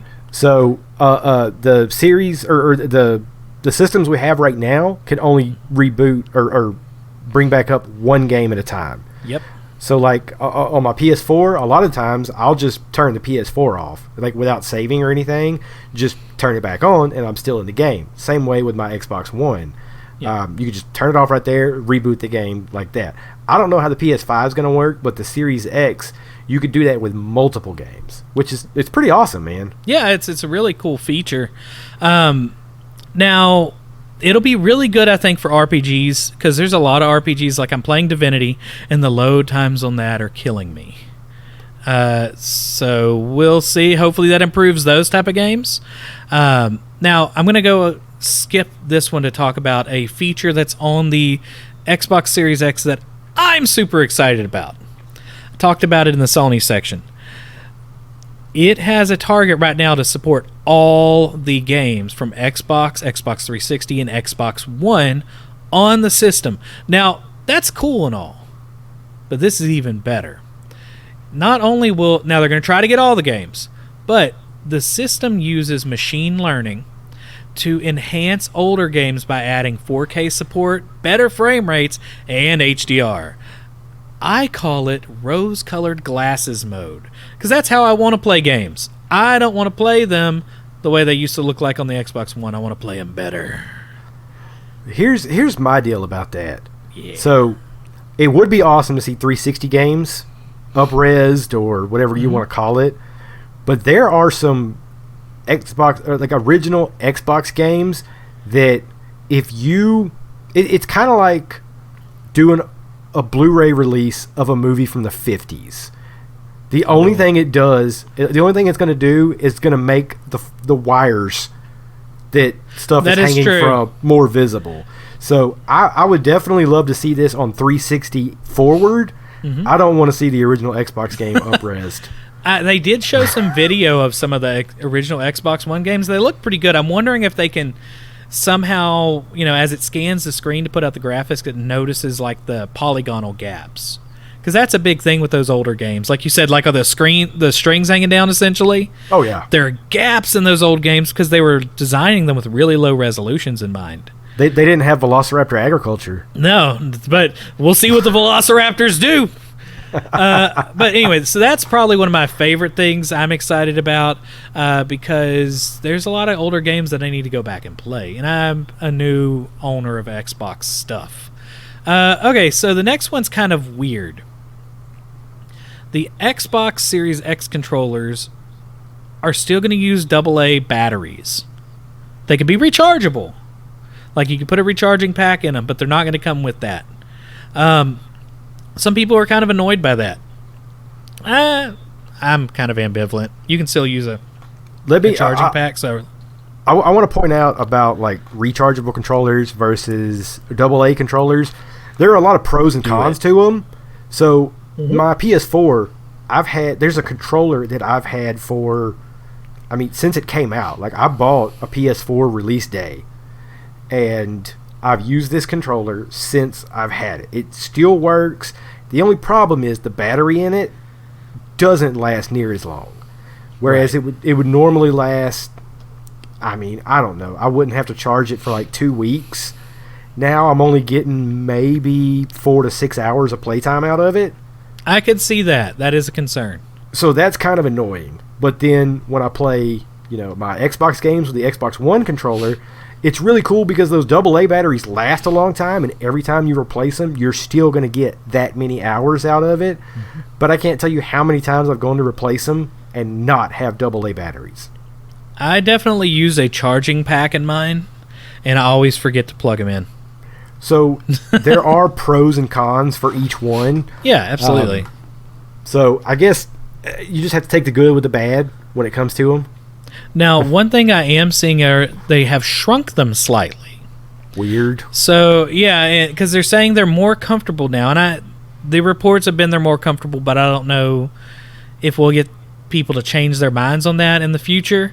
And they have textured grips and bumpers, but,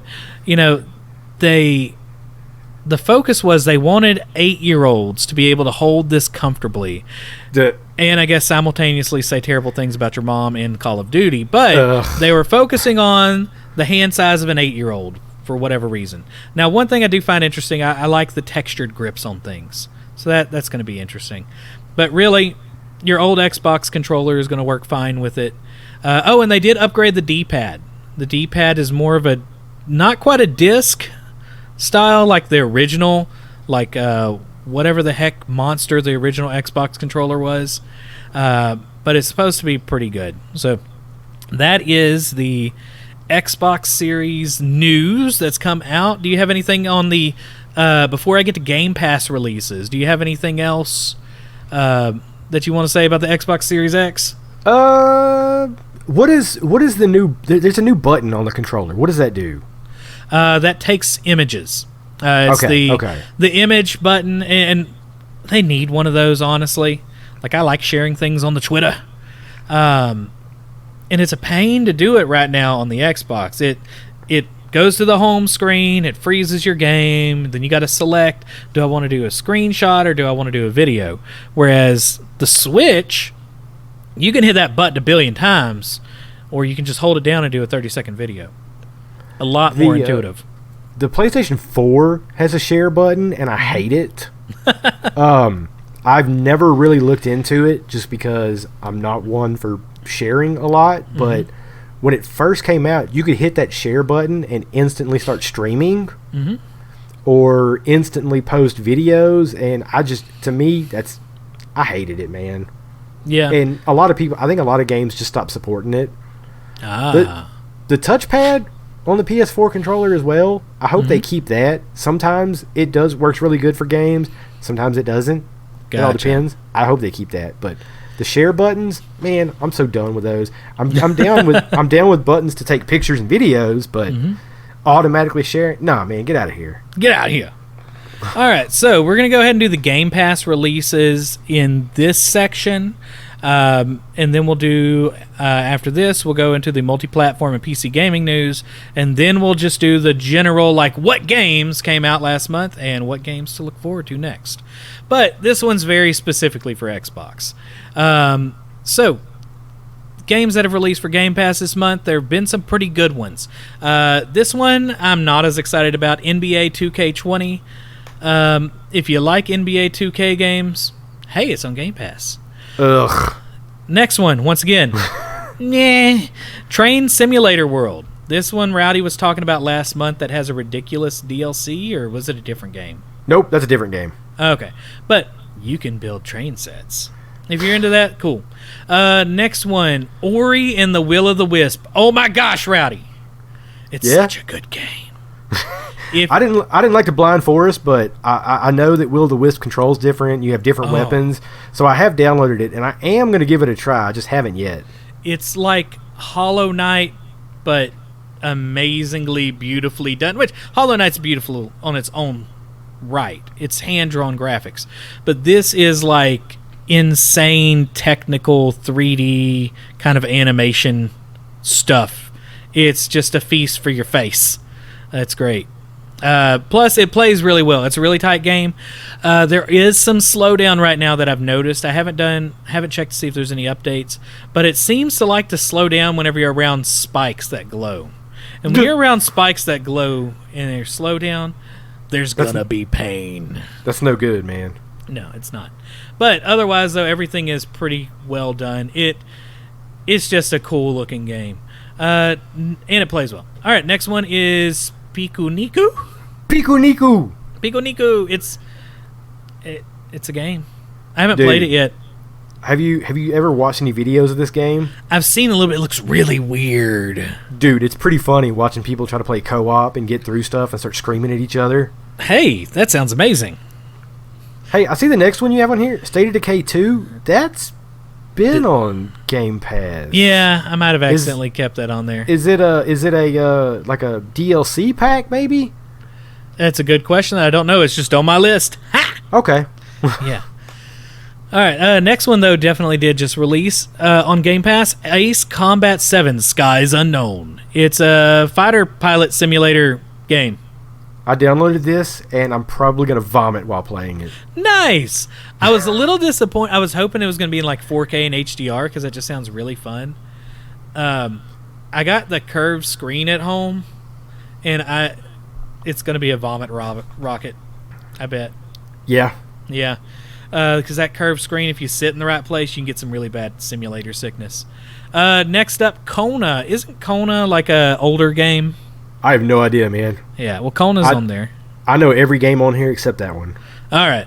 Next one is The Surge 2, which is a Soulsborne-esque game set in a futuristic... Yeah, it's a futuristic Soulsborne game where you kind of have like upgraded bodies and stuff if it's anything like the first one. I actually played the first Surge, and I was super excited for it because it was an RPG, but I did not realize it was a Soulsborne-esque RPG. So is it basically like a bargain bin Cyberpunk? No, I think it's better than bargain bin, honestly. It's not bad, and there's a lot of backtracking in the first game. The second one might be better, but there's a lot of good reviews on it. So if you're into Soulsborne, get it, or don't. Get it on Game Pass so you don't have to pay for it. Yeah. Next one, Bleeding Edge. I've talked about a couple episodes ago. It's a good, battle, multi-massive whatever arena battler. It's good stuff, and you can be a dolphin in a mech suit. It's basically a melee mature content version of Splatoon. Listen to the Xbox Beta Bonanza episode a couple episodes ago if you want a really in-depth version of it. Last one. I would be excited about this if I was 11. Power Rangers Battle for the Grid. I'm excited about this, and I'm 35. What is this game about? I guess I need to look into it. Well, okay, so it's an awful concept, and it's probably going to be an awful game. But it's it's Power Rangers fighting game, but it's based around the Mighty Morphin Power Rangers. So like the ones when we were kids. Yes. Yeah. So I want to say there are costumes and other Rangers you can get from later series, but it's the main part of it is based around Mighty Morphin. Okay. And there's a DLC pack for it that had other characters. I hope that's included.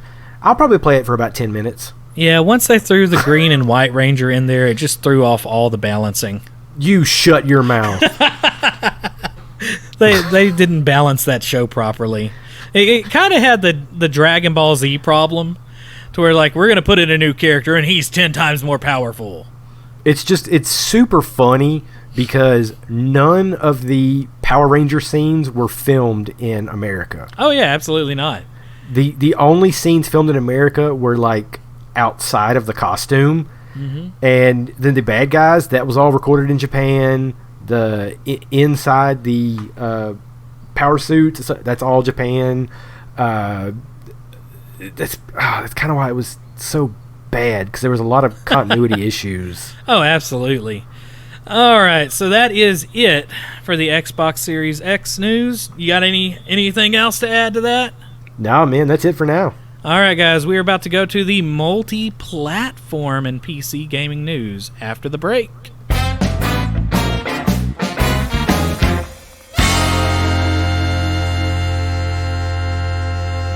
All right, guys, our next section is going to be a quick and sweet and quick. I don't know. It's going to be quick. There's not a whole lot to talk about on this one. It is the multi-platform and PC gaming news. Hey, did you know E3 was canceled? Yeah. Yeah, they canceling everything up in California. So E3 has been officially canceled. Don't expect to get... I mean, you're still going to get news, probably.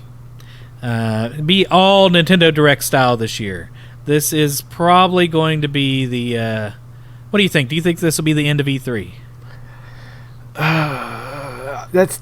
maybe, because, I mean, there's a lot of people who are diehard E3 that are bowing out of it. Like when Jeff Keighley announced that he wasn't going to be there, yeah, that looked bad.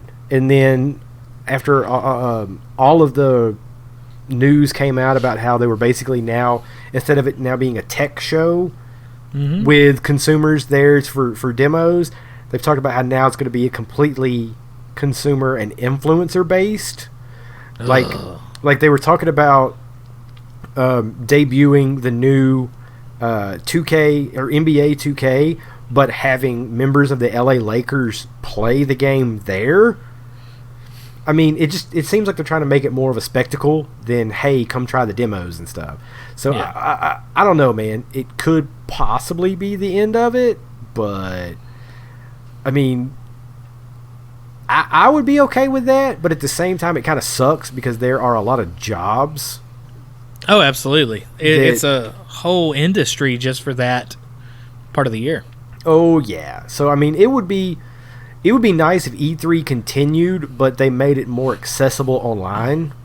I just wish they made it accessible to the public in some form or capacity, you know. Ugh. But you gotta hide the games that suck, but you pay the people to say they don't. Yeah, that's it. Yeah. All right. Speaking of unpopular things, GameStop has a lot of news lately. Man, some good news, some not so good. Did you see that Reggie from Nintendo fame runs GameStop now? Or they're making him the CEO, right? No. Okay, so what is he doing? Basically, he's coming on as a chairman/advisor. Oh, I thought he was going to be like the head honcho. No. So they hired him. They hired one of the ex-CEOs, COOs of Walmart, and then the ex-CEO or COO of PetSmart.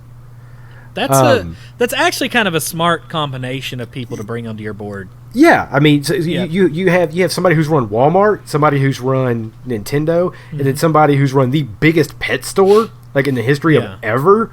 So it really is a smart idea, but they're only bringing them on as like chairman/advisors. Like they're technically not employed by GameStop, and it hasn't. They haven't started yet. It was supposed to start, I think, the end of April was supposed to be their first chairman meeting. So we'll see what happens there, man. Did you see? This is what I thought was the most ridiculous GameStop news. So we all know they weren't going to close. Yeah. And if law enforcement came by to shut them down, they had a script from GameStop HQ of what to read to the police if they showed up and tried to shut them down. They were trying to go so far to say that they were essential business because they sold tech like keyboards, mice, webcams, things like that. But we all know GameStop. You go to GameStop for games. Yeah, so absolutely. Do yourself a favor and look up that script. It is ridiculous. And I was a police officer, I would pistol whip somebody if they said that to me. Now, I did see that they no longer will let people come into the store, at least. Okay, so they have changed that. So they've closed all the California stores. Gotcha. They're just straight up closed. So now what they're doing is the pick up at the store kind of thing. Curbside delivery. Yeah, so I watched a video put out by Inside Gaming, and they had some people from, or some GameStop employees write in about how this works. So you basically, you place your order online. It's say pick up in the store.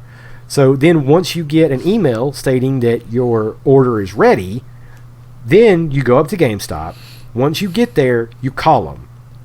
So then you walk up to the glass, hold up your ID, your confirmation that you bought it. They confirm everything through the window. Then they make you back up 6 feet. It's going to be marked off. Then they open the door, set all of your stuff on the ground, shut the door, lock it, and then you can pick it up. I mean, but what if I lick the window? I'm not going to make a joke there. Yeah. So, just saying, that door could be contaminated. Yeah, it's true. There's a lot of, I mean, there's a lot of general anger from all sorts of different workplaces, and GameStop employees have been very vocal on Reddit and things like that. A lot of complaints about the stores being dirty, which, I mean, come on, what do you expect from a resale store? Now, they are no longer accepting your entire library of games and giving you $5 for it. So that's good news. Well, another thing is, also from these Inside Gaming videos I was watching, if you have never watched some of their videos, they're pretty good, man. Mm-hmm. But they were talking about how some employees were stating that, GameStop's put up this thing saying that they are worrying about everybody's safety. They've given all their employees, proper cleaning supplies and stuff like that. Well, what the employees have to say contradicts that. I wouldn't doubt that. But GameStop's not the only one. I've seen quite a few like little mom and pop shops, and then there's also a gaming reseller in the UK called CEX. It's basically doing the same thing that GameStop is doing right now. Yeah. And I mean, and I understand, like, GameStop has a chance to turn themselves around right here because they've been talking about how this is like holiday type sales for them right now due to the coronavirus outbreak. But I could see that. I don't know, man. Well, I guess we'll go ahead and hop over to the rumors section. Yeah. So, did you see the GTA 6 announcement is becoming more likely? So, GTAVI.com would send you to Rockstar's webpage. Well, as of March 23rd, they've updated the domain, and it no longer sends you over there. So, it's also the domain, if you actually look up the data, it is pointing to the US instead of Germany. Now, this happened right before Grand Theft Auto 5, according to, I think it was Respawn First.com. So we'll see how legit that is coming up soon, I guess. I'm sure we'll hear something around E3. I think there's a good likelihood we'll see some Grand Theft Auto announcement coming about next consoles. Man, I hope so, because I've been staying away from the GTA 6 rumors ever since they talked about GTA 6 may have timed exclusivity on PS5. Sounds awesome, but I don't know, man. I've also seen or heard rumors about how it may control. They're talking about how it may take place over several decades. Oh.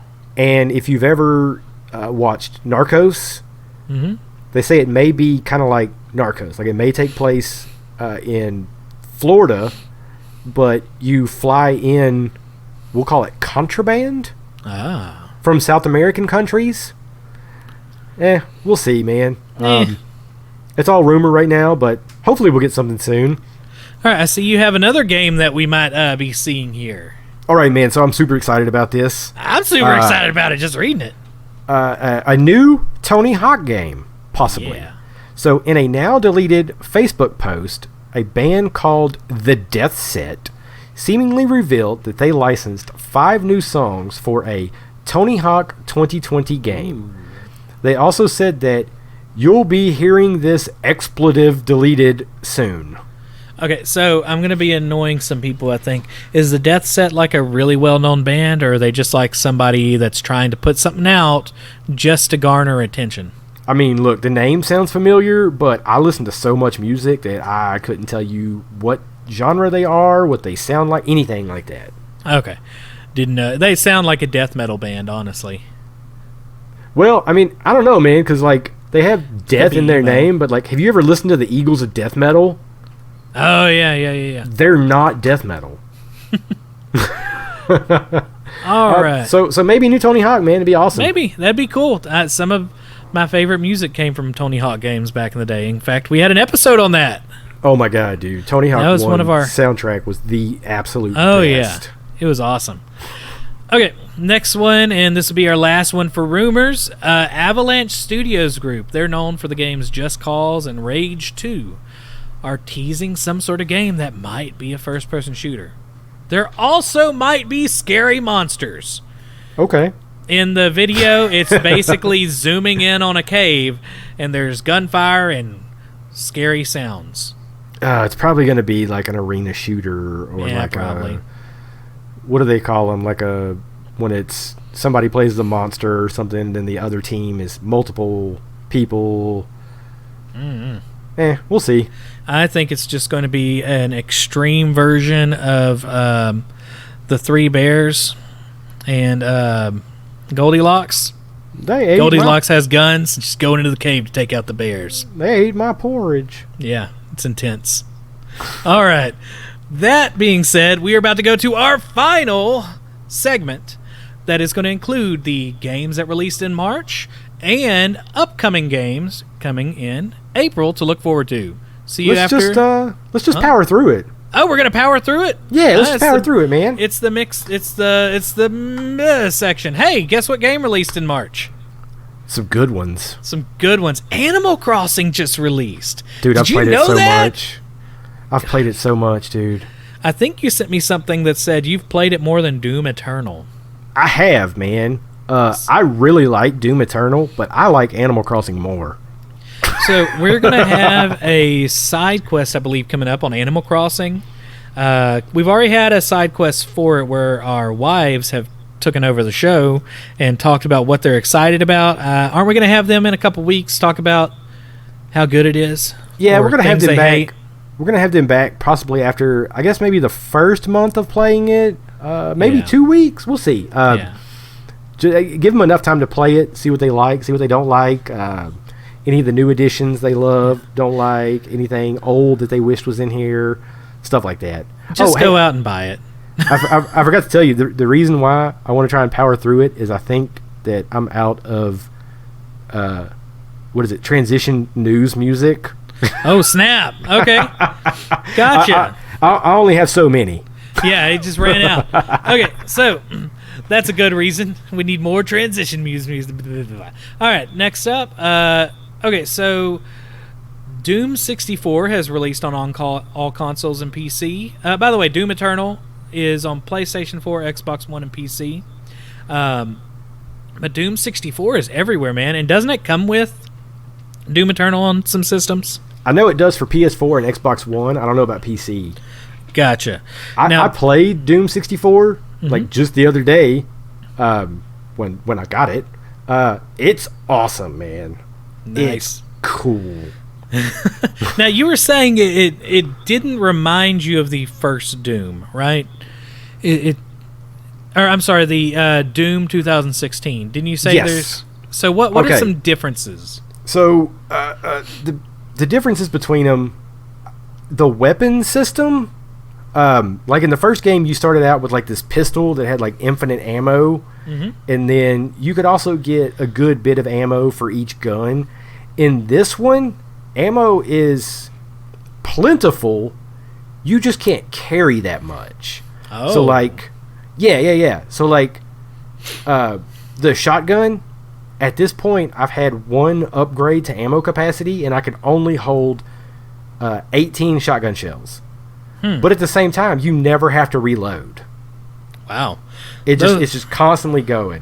But this game, okay, so in Doom 1, they kind of included the story like as you played, because it was super fast paced, and there wasn't really a lot of lore to it, because I mean, basically Doom is, there's a portal to hell on Mars, and a company accessed it while trying to tap into a new energy source, and they've released hell, so you just destroy it. As usual. So there's kind of like audio logs and stuff that play while you're playing the game, and it kind of gives you what little lore there is. In this one, there is so much lore, but you have to stop and read about it. I love that.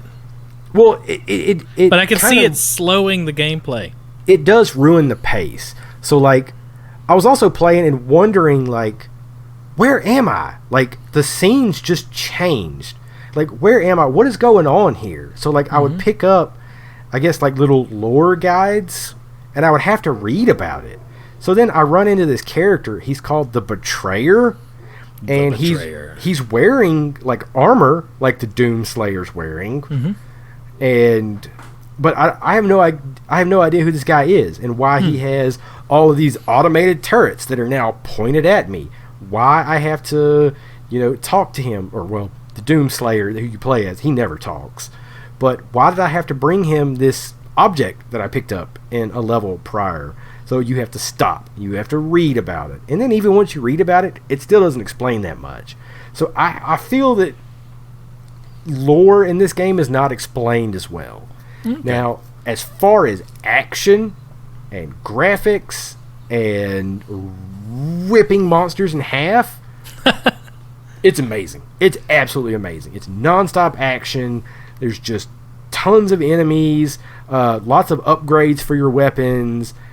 That part of the game, way better than Doom 16. Oh, wow. The lore, on the other hand, nah. And it just has some weird new laws on how many bullets you can carry in Mars. Just odd. Yeah. Well, okay, so you're not on Mars in this one. Oh, sorry, I had the wrong planet. Well, I mean, you may go to Mars. Like, I haven't been to Mars yet, but, like, the game starts, you're in the Fortress of Doom, which is... That sounds intense. Dude, it's a flying fortress that's orbiting Earth. I have no idea how he got the Fortress of Doom and why it's over Earth right now. But Earth is being overwhelmed by demons. So I think the first level you play on Earth. Okay. And I'm sure there's a lot more on Earth. And I'm sure that I've played a lot more on Earth. I just didn't know it was Earth. I don't know where I'm at. But I've also been to this area that looks like it takes a lot from Norse mythology. Like Doom Viking warriors. It's weird, man. Like I said, the lore, I don't understand a lot of it right now. Gotcha. But it's good. Not as good as Animal Crossing. Less violent. And I will fight you if you disagree.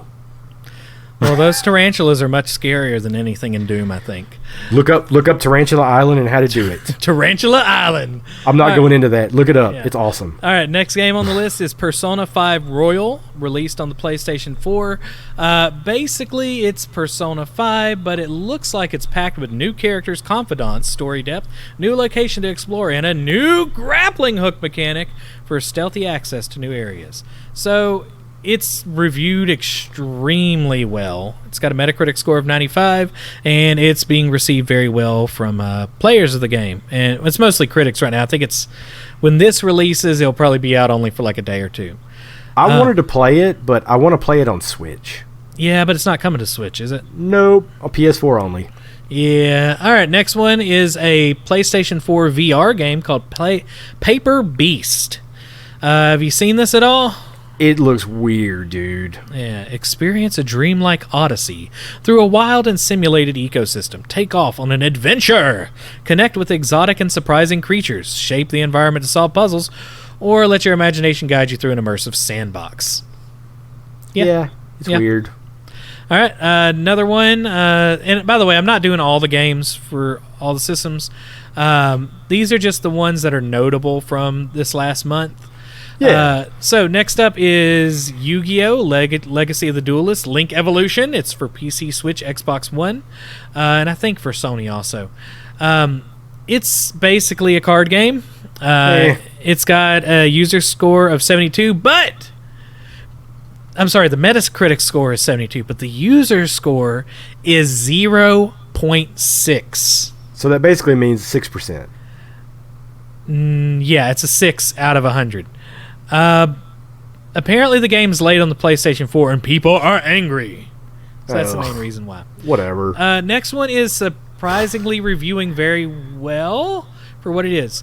Twin Breaker, a Sacred Symbols adventure on PlayStation 4. Now, it was on I don't know if it's on PS Vita now or it was, but it's a mixture of Arkanoid and Breakout. Okay. The Metacritic score is 68, but the user score, which I'm still not 100% sure if they're real user scores, because some of them include like the pricing for America and the UK simultaneously, and that's just weird for anybody to type out. Yeah. But basically, the reviews are fans of the low price and the gameplay. So if you're into Breakout and Arkanoid, if you gamed back in the 80s, this is great. Oh, yeah. All right, Moons of Madness, PlayStation 4, PC, and Xbox One.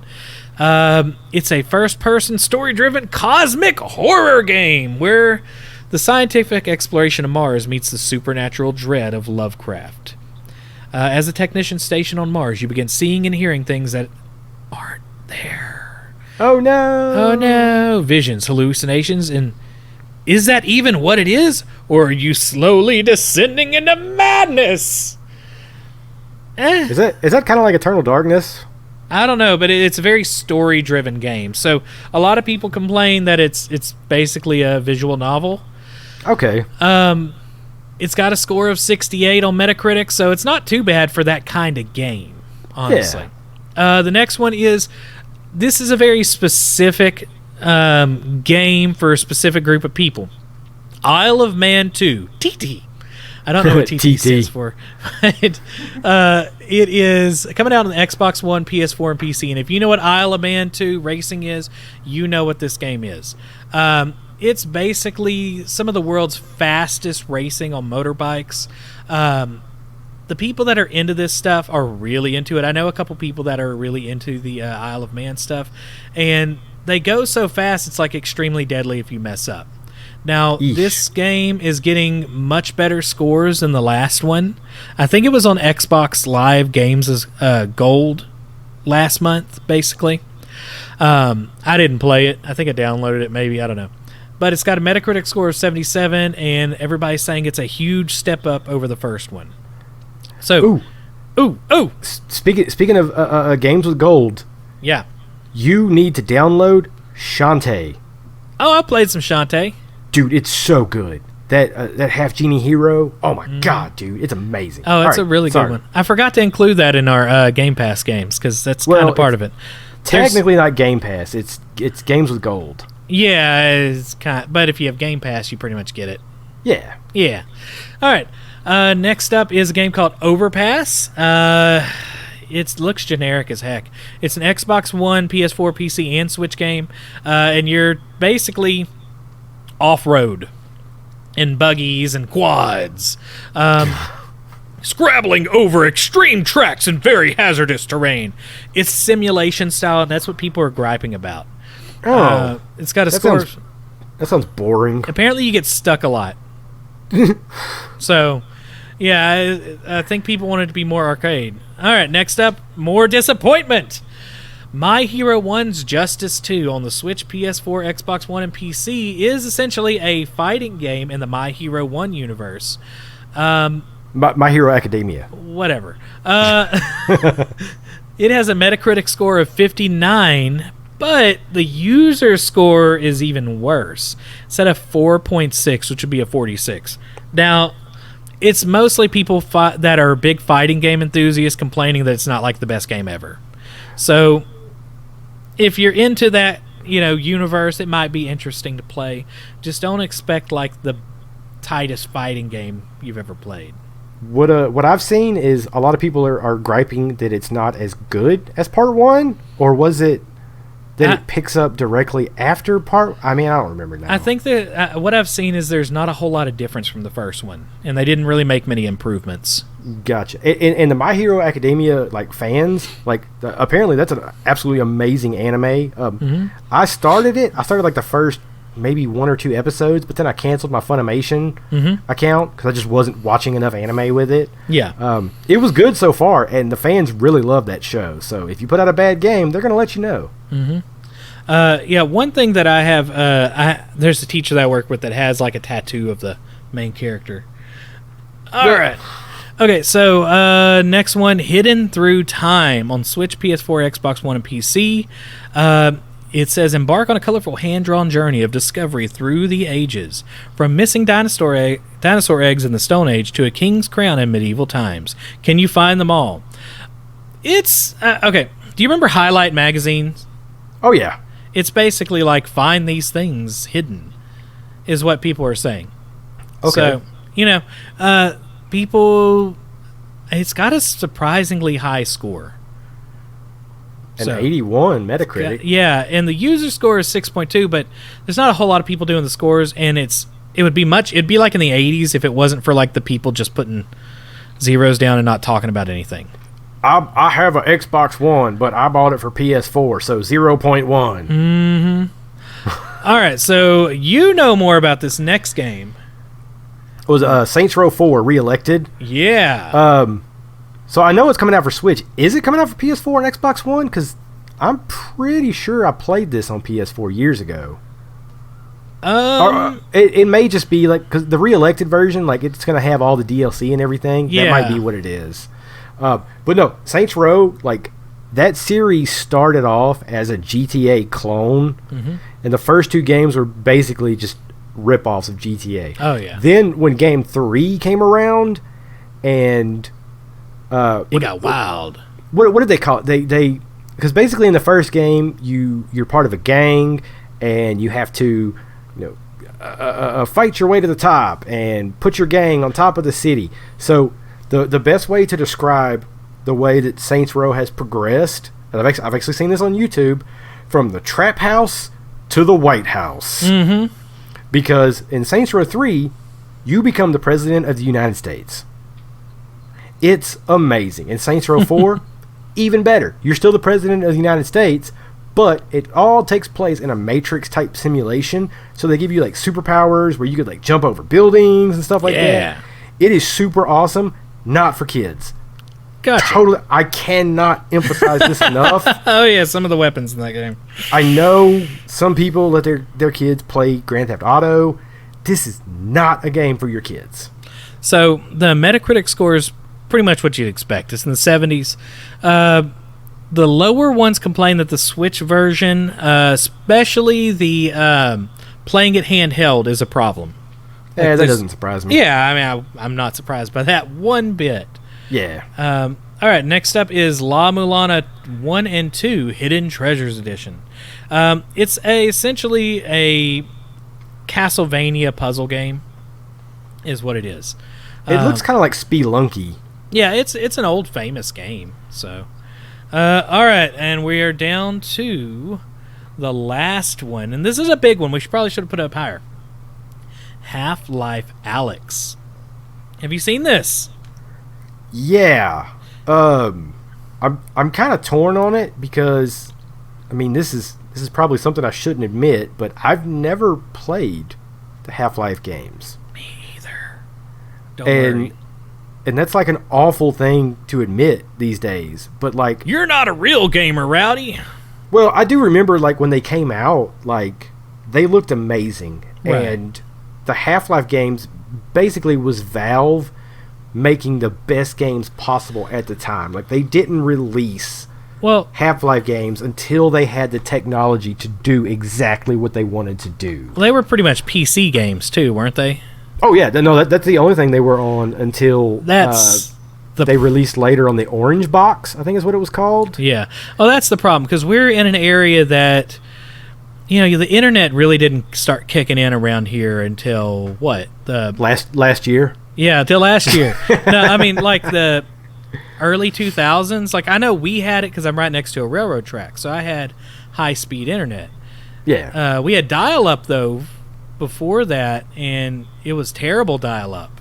Oh my god! It said 56K, but no. So PC gaming, whenever you come from an area that Doesn't really have a good internet system, first of all, but yeah, I remember when I was in junior high and I was so surprised to have a computer with a hard drive. It has a C drive. It's not just discs. What's this? You know, I think around the time of those games being released, you really had to be generally more people in a city that had better access to computers. And most people played it after the fact, honestly. So, from what I've seen about Half-Life Alyx, you know, a lot of people were talking about how, you know, why haven't they released Half-Life 3? Or why haven't they released Half-Life 2 Episode 3? And going back to what I was saying about how Half-Life, they basically didn't put Half-Life out until they had the technology to do what they wanted to do. I've seen people call this the VR seller. This is what is going to turn VR around. Because of how good this game controls, how great it looks, everything like that. So, and the fact that Valve finally made another game. That's oh my gosh, it's worth it. It's not some like card game or arena battler or something like that. So, I don't know, man. Half-Life Alyx. Everybody that's played it says it's the most absolute amazing VR game they've ever played, and this may be what turns around for VR. Hopefully. Now, I wonder if we'll see it in some form or fashion in regular PC in the future. But I've seen some video of it. There's a really interesting physics engine built into it. Like, you can literally write on windows with markers and stuff. I've seen actually a teacher was teaching algebra class through the game, streaming it. Recently. It was really cool. But generally, it's being reviewed extremely well. It was kind of a surprise release, too. They kept this one under wraps really well. But the user scores are also pretty high. It's an 8.9, but whenever I started looking at the negative scores, because there's an overwhelming negative scoring, right? It's either really positive or really negative. And the negative scores generally focus on the fact that it's VR. And they the fact that their system can't play it as well. Yes. So I think we're definitely going to have to do some review bombs or read some out in the future. I want to do a review bomb episode. Maybe we can do that quarterly or something where we just go through ridiculous user reviews. Yeah, that's definitely on the list. All right. Send us, if you're listening to this, send us some of your ideas for review bomb games. Oh, yeah. If there's a game out there that you know has terrible reviews, or you've read a particularly bad review, we need this. Or you wrote one. Yeah.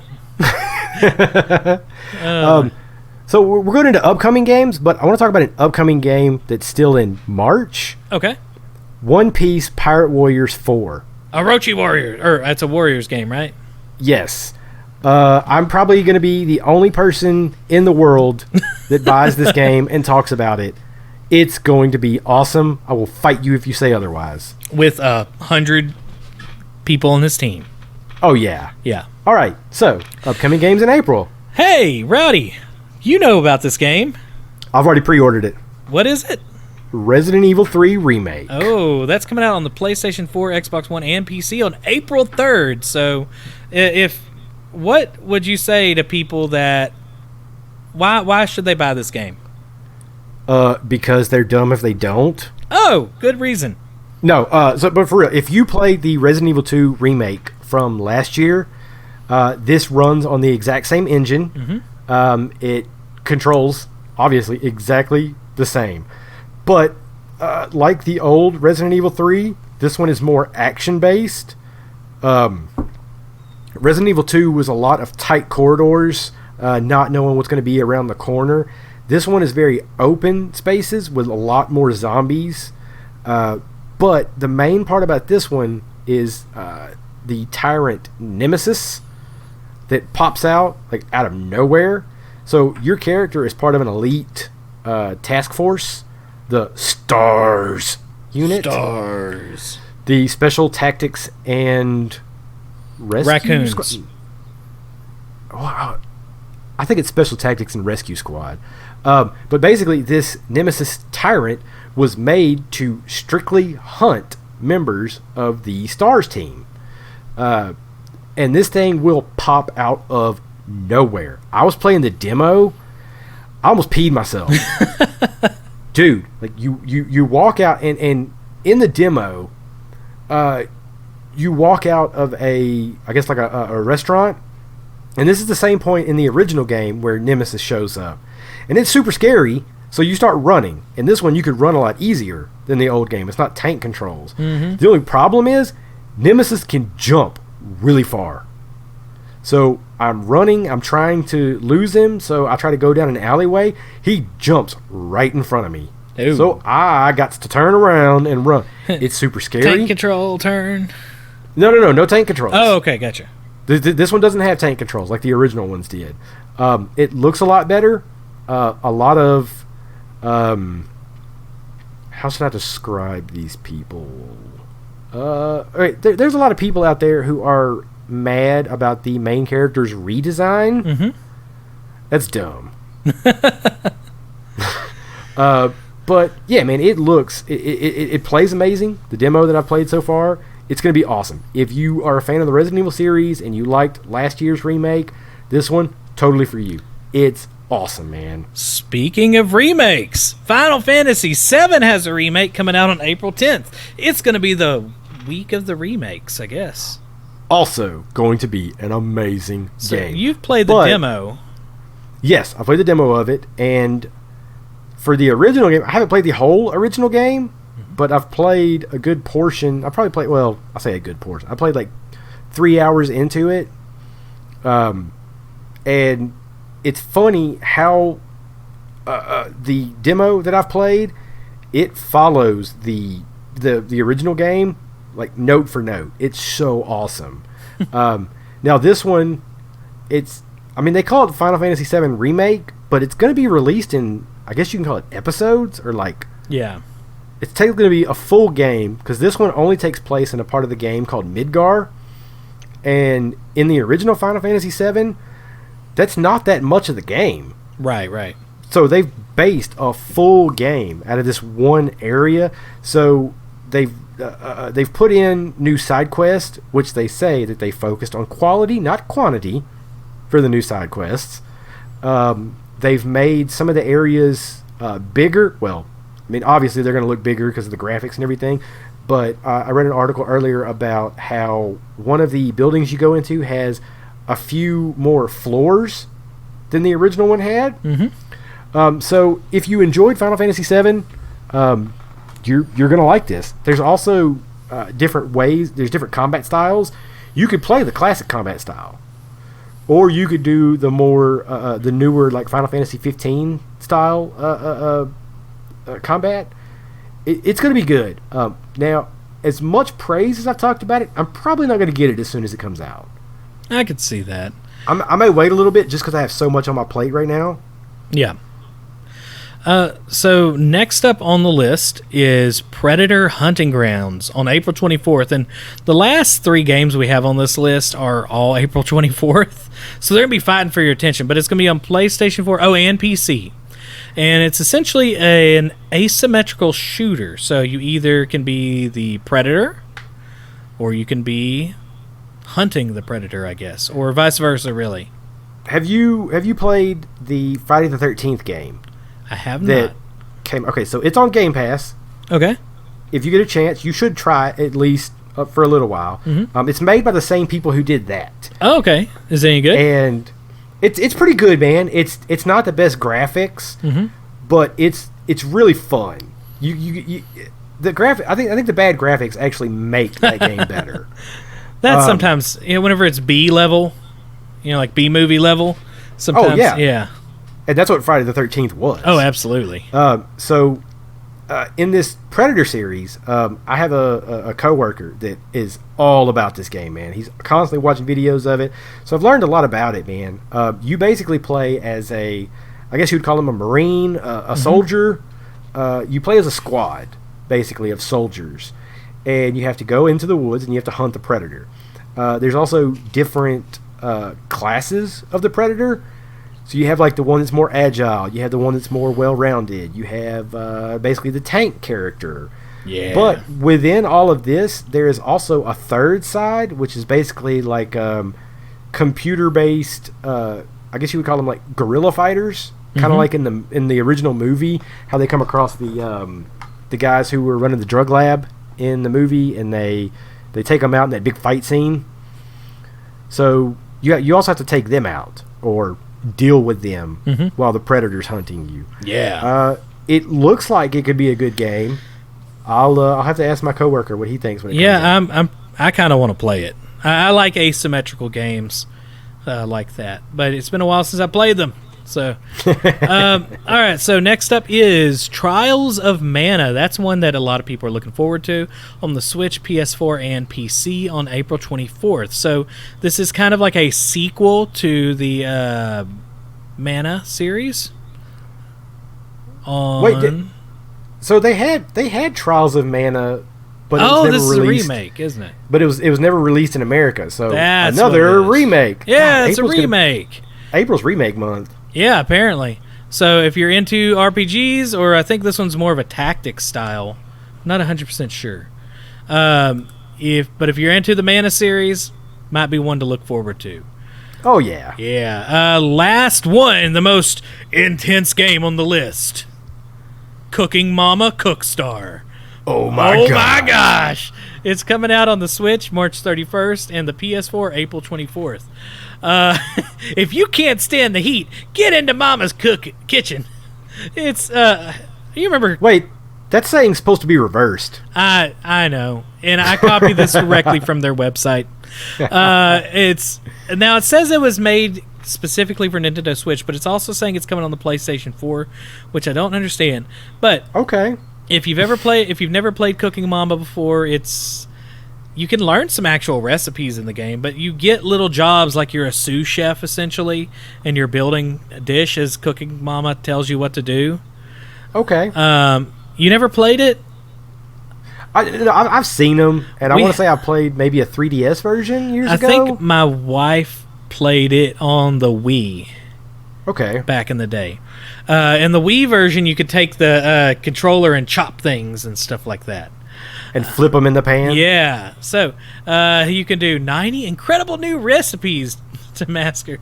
You could do poke bowls or poke-bowls. Cook that little Pikachu. I want a spicy Charizard. And apparently there's going to be a vegetarian cooking mode. Yeah.